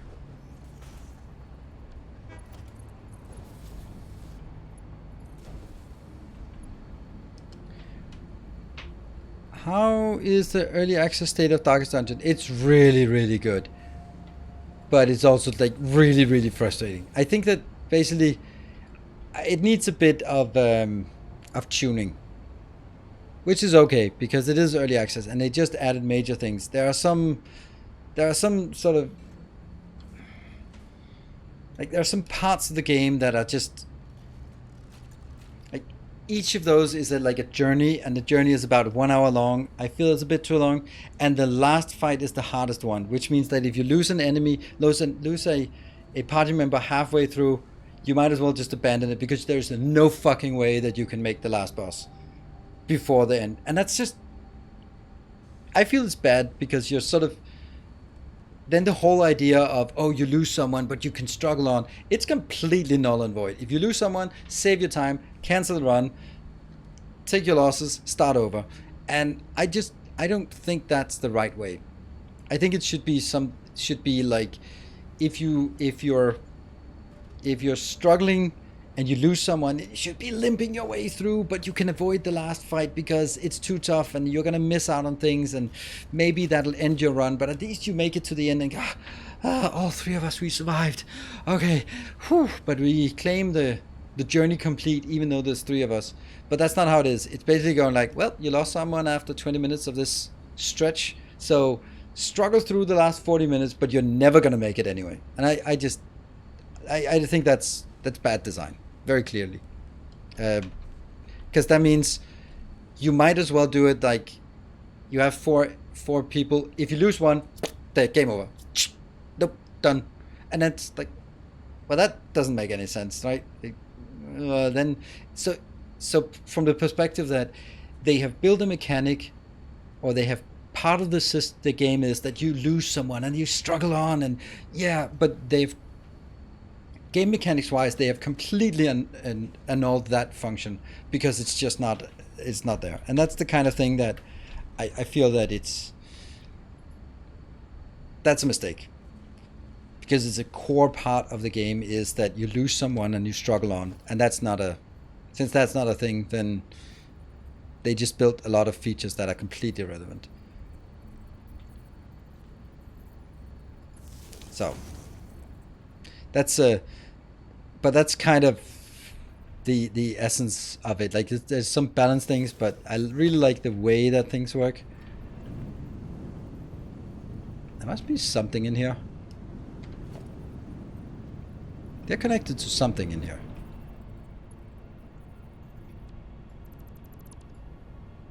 Wow, that's inside? Ugh. Who the hell did that? I don't know. I can't see it. So those are the kind of things that I have a big problem with as it is right now. Because it just... But that's easy to fix. That's like, okay, if this, then that, then okay, corner off. But the gameplay feels really well. It feels really well that there's this struggle that... And it's the same in XCOM and Darkest Dungeon and probably in a lot of places where you want to see, are you using more resources? Every fight is a test of resources, but do you gradually decrease your power level because you're using more consumables, your team gets worn out, and then ultimately you just fail? Or is it like if you're unlucky, then you dip down in power level because you come out of the fight with lots of damage, lots of stress, and then you have a few fights and you get back on level? Or if you just cruise through it, then you just get more and more powerful and you save up the good consumables for the later boss fights, and then the boss fights get easier, and then so it has the right feel to it, this balance of just, it's always right in the balance, and if you go below the balance, then it's really hard to struggle back up to the adequate power level, and if you're above, then you can sort of accelerate it, unless you get lucky, and you always get lucky or unlucky. So that's kind of how I feel about it. The core things are working really well, but there are some balance things that are not really working very well. Are we getting half here? It doesn't feel like we're getting half. I just thought 5, 6, 7, 8 to go that way. I always stay away from early access games because in my mind the finished game will always be better experience. And then that would be many years of Factorio content and Satisfactory content you just couldn't enjoy because of your principles. I can understand it in the case that something just launches on early access, and some things launch way too early on early access and it's just not ready for prime time. But then other games are fully fleshed out. Like Dyson Sphere Program, it doesn't feel like a early access game to me. It is. That is so crisp and polished. Do you have a video for all the small proper alignment tricks in Satisfactory? Yes, I do. I do, actually. Can't remember what it's called. I can find it. I know exactly I know the thumbnail. That doesn't help you.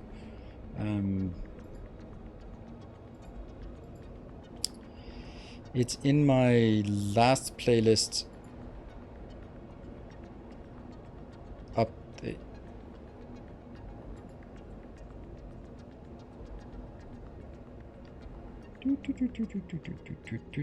Probably someone has already linked it by the time. Simple tricks, tips and tricks to build better factories. And there we go.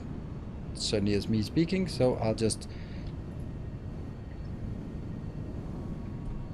And that's the video.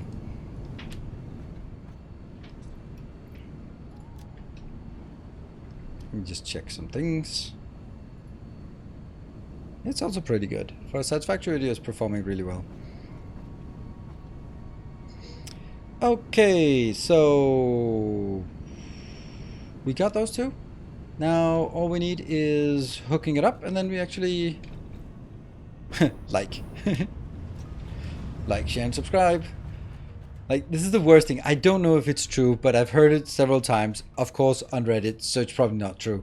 But the idea that you tuck in your kids and they don't say goodnight, they say like, share, and subscribe, because that's what they've heard so many times. And I don't think it's completely true. I think it's parents not liking YouTube. But that being said, I still think it could be true. And that's enough for me.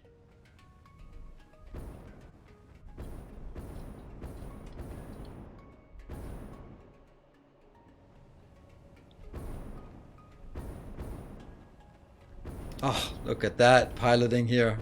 Man. Expert piloting. Boop. Okay, well, kind of.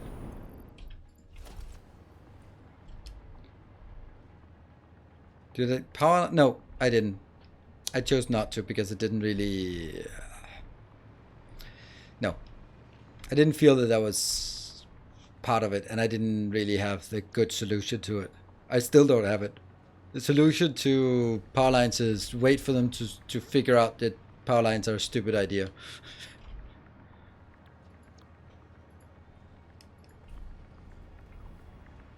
We're gonna get so little from this one, but it's gonna happen.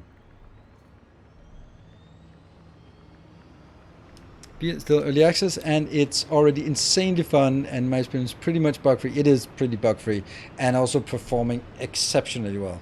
Yeah, I think Dyson's web program is like Factorio. Unfortunately, it has not gotten this sort of random popularity that Factorio got. But of course, Factorio was also genre creating, and the Dyson's web program is sort of genre expanding. But it's such a good game. And I think it's going to be a lot better when the enemies are there. Because one of the things that it feels very sandboxy when playing Dyson Sphere, because it is a sandbox. There's just no threat. Even less than in Dyson Sphere, in Satisfactory, because at least here you can go like, oh, okay, if I go out, then there might actually be a thing. Found a red light to type at. Good evening, PJR. I think on Reddit it's true. Santa told me that. Yep, okay. Or you've read it on Reddit that it was true, so yeah. You heading to work or back from work? Yeah, the enemy update's going to be great. And right in the meantime, I'm just going to have some fun with Dyson Sphere. It looks like you guys are still enjoying my Dyson Sphere program, so it... yeah.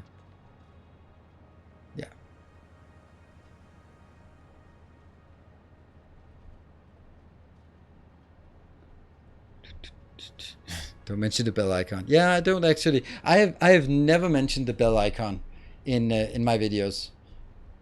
And it's because that I also know that my content is not sort of. I do a lot of different things that it's very rare, very unlikely that everything I do will appeal to you. Heading home finally. Been working since 6:30. What? That's crazy. It's not even because there's a time zone difference.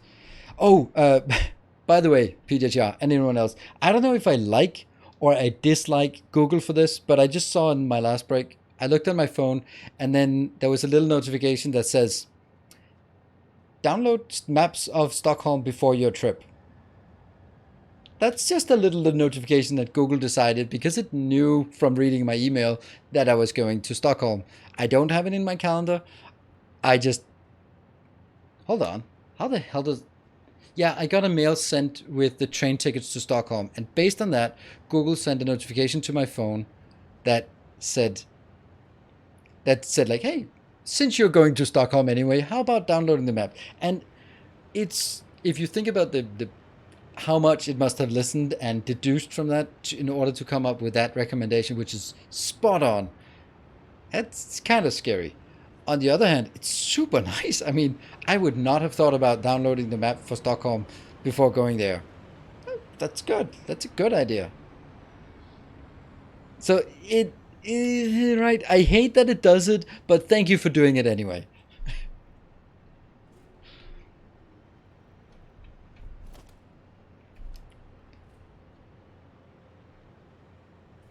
Yay, look at that. Whee!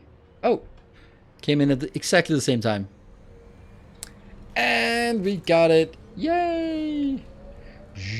Firing it up. It's just not gonna work for very long, but you know, the idea is good. How much do we need? We need 1.5, so it's 6 per minute. Yeah, that's not happening. I sit in car and it tells me how long it will take to make my decision without me telling where I want to go. Ah, that's nice. I mean, if you're going home, then yeah, or going to work. That's the thing. Like the idea of like how many things do you have to piece together to? Because okay, so if you get a pop up on my my phone that says there's a discount on that Viagra you ordered last week, then I would be fucking pissed. Hypothetically. But this case, it's nice. It's a nice feature. But if it had missed the guess, then I would hate it. I would absolutely hate it. Hence the previous example. I would absolutely hate it. But if it's correct, then I hate it a bit, but it's also thank you.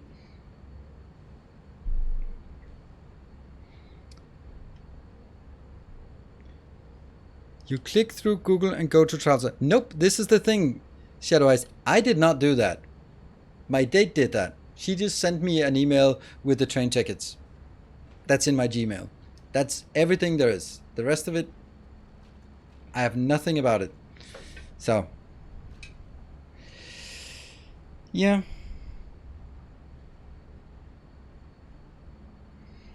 So that's the why. I mean, if I went to travel sites and booked all that stuff, then yeah. And if it was in my Google Calendar, then sure. But yeah.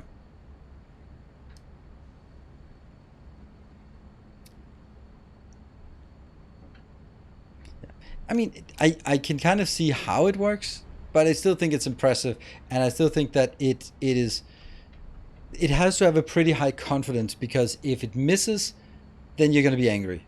If it hits, you're going to be, but thank you. And you don't want to be, you have to have a really high confidence before it throws these out, because otherwise it could send like 10 notifications per day about random things that it has passed, sort of deduced from my emails, like, oh, okay, I see you read a lot of contracts. Here is a course on Brilliant about contract management. Like, no fucking way. Just because I read a lot of contracts lately does not mean I'm interested in this thing. Like, that would be ew. But yeah.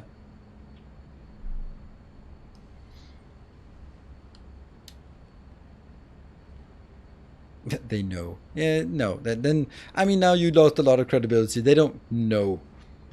There has to be a confidence on a guess like this, and yeah.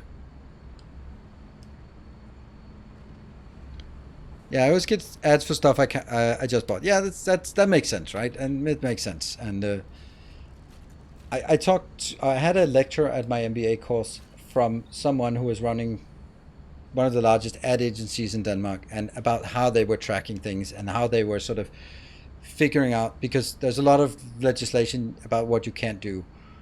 But what you can sort of do is like, okay, we have the MAC address for this particular device, and we have the browser pattern for this device. So we also know that this shares the same location as this device and this device and this device. So this is a household. This is probably the kids. This is probably the mother. This is the dad. Okay, probably around 40. Probably okay. So they build these models, and then they go like, okay, so for the dad, we are going to be sending, I don't know, build a new garage, buy a new lawnmower, like those classic things. And the mom is something else, right? And yeah, like my kids, they watch a lot of ads because that's what they do. Because all of the shitty things they watch, right, on YouTube or anyway. But they get a lot of sort of home improvement ads, and it's not because my kids are doing a lot of home improvement. It's because the devices are in the same household as someone who is a 40-year-old male. So probably home improvements is the shit. Because I run everything on ad block that I can. So that's kind of how I'm. Yeah, they get home improvements and hot singles in your. I mean, home improvement ads. This debunk about them listening to you when you have the phone in your pocket only. Like you talk to a colleague about something and you get an ad for it. Then they explain that your device see your colleague's device and they know colleague was googling. I don't know. I think so. I think there's also a confirmation bias with these kind of things. If I get an ad for a spa in Milan, then I'm gonna be like, yeah, whatever. It's if I get an ad for a spa in Stockholm, then I'm gonna be like, oh, it knows. But honestly, I didn't notice all the other spas for everywhere else that I didn't, and it had no sort of connection. So there's a confirmation bias with these kind of things. And it's the same as when you have a friend that you haven't talked to for half a year, and then you're sitting there texting that person, and then they call you and you're like, oh my god, we're so in sync. We're like, oh yeah, but all the other times when you send a text to them and they didn't write you at the same time, you didn't think of that, you didn't remember that. But the one time when it happened, you're thinking that you and your friend are magically connected through the spirit of whatever. Confirmation bias. So, yeah. But I would never get a smart TV. TVs should not be online. That's it. I will not have them. I do not trust TV makers. That is absolutely for sure. 24. Okay, so it's hauling in 24. So it's 2.3. That's the maximum it can get, but it's not getting that. This would be, what is a stack? A stack is 100. So it could get 300 per minute, and it's consuming 6 per minute. So it can definitely transport enough. What factory are we building today? We're building this thing, and it's done. Part of the never to be completed Arcology.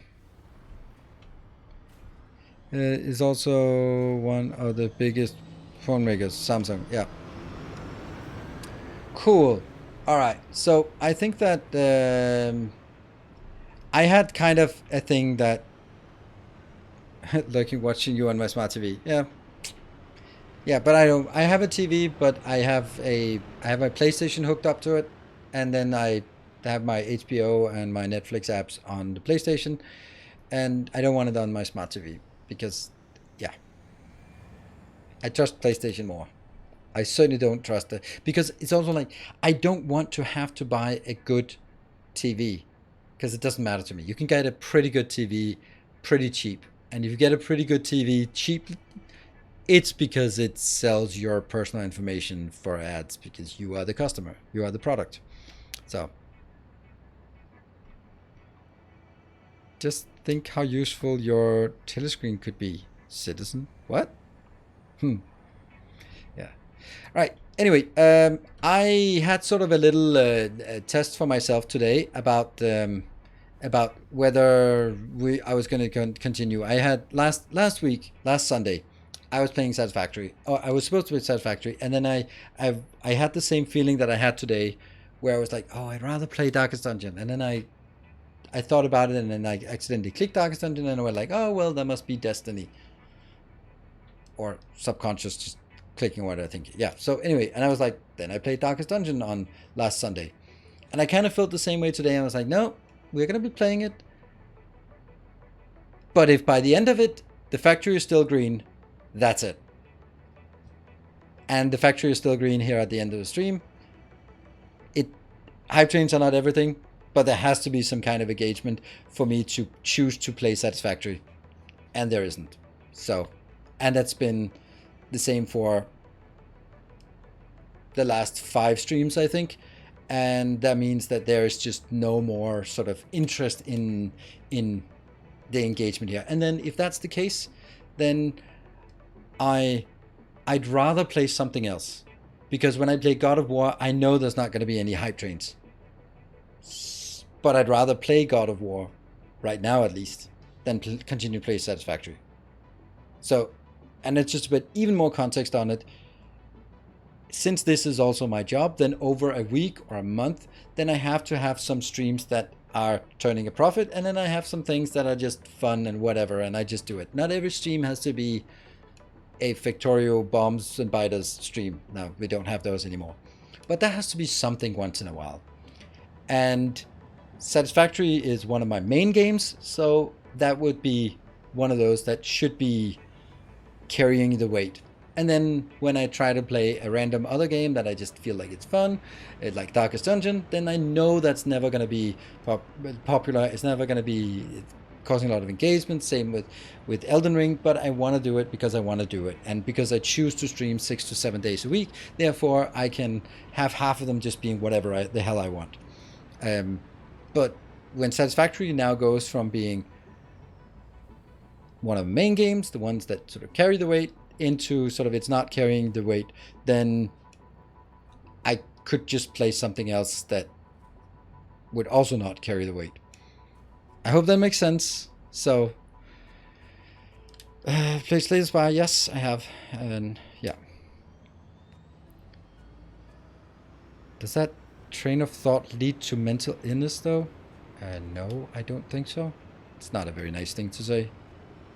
It does, and agree, play something fun for you. And it's not because it's not fun, but it's just that when I started the stream, I rather wanted to play Darkest Dungeon. I even wanted to play Ozymandias that we played the sponsored stream of. I've been playing quite a bit of Ozymandias since the stream. It's such a fun little game, and it's not like I'm sponsored to play that or to say that. It's just that it was such a surprising game, and I've just been playing it like I'm just gonna go and you just play 45 minutes of just, and then you win or you lose, and I found it super nice. It has really sort of crisp gameplay, very, very simple rules that are very impactful, and your decisions have impact, and you can see when you make a good decision how that escalates, and when you make a bad decision how that also escalates. I like that. Yeah. So, also, if we look at it, Dyson Sphere Program, Timberborn, Satisfactory, they're all very sandboxy. So that's probably too many sandboxy games to have right now. I think that also just a thing. And then, we've been playing Satisfactory since early June. So June, July, August, September, midway October. That's 4.5 months. I think that's pretty fair. And also 160 something hours. I think that's pretty good. Usually a playthrough is about 200 hours. So I don't feel that I'm abandoning it midway. We can certainly make more, but it also built some pretty damn cool buildings here. If the next DSP is too much combat oriented, will you still play it? No. Because you're saying too much combat oriented, but I don't think it's going to be too much combat oriented. If it's going to be Factorio Deathworld, then I'm still going to love it. But you said too much. And too much, then it's pretty obvious that if it's too much combat oriented, then I'm not going to play it, because it would be too much. See? No. I expect that combat will be... I have very much faith in them balancing it really well. And I think the hints they gave about how it's going to work is going to be absolutely amazing. Like, you are not a threat to the Dark Fog when you arrive, so they're not going to attack you immediately. But I would imagine that sort of reaching certain tech levels, and then they start sort of sending scouting things, and maybe they claim some territory, and then you're going to be like, well, do I want to start attacking them? Because when I attack them, they start attacking me, or do I just want to expand another way and then just accept that I'll never get that unipolar magnet, and then just expand the other way and take the rest of the galaxy? I don't know, but I think it's going to be cool. So, yeah. So I think it's going to be really, really awesome, and I think it's going to be a different kind of pressure on the game that we sort of...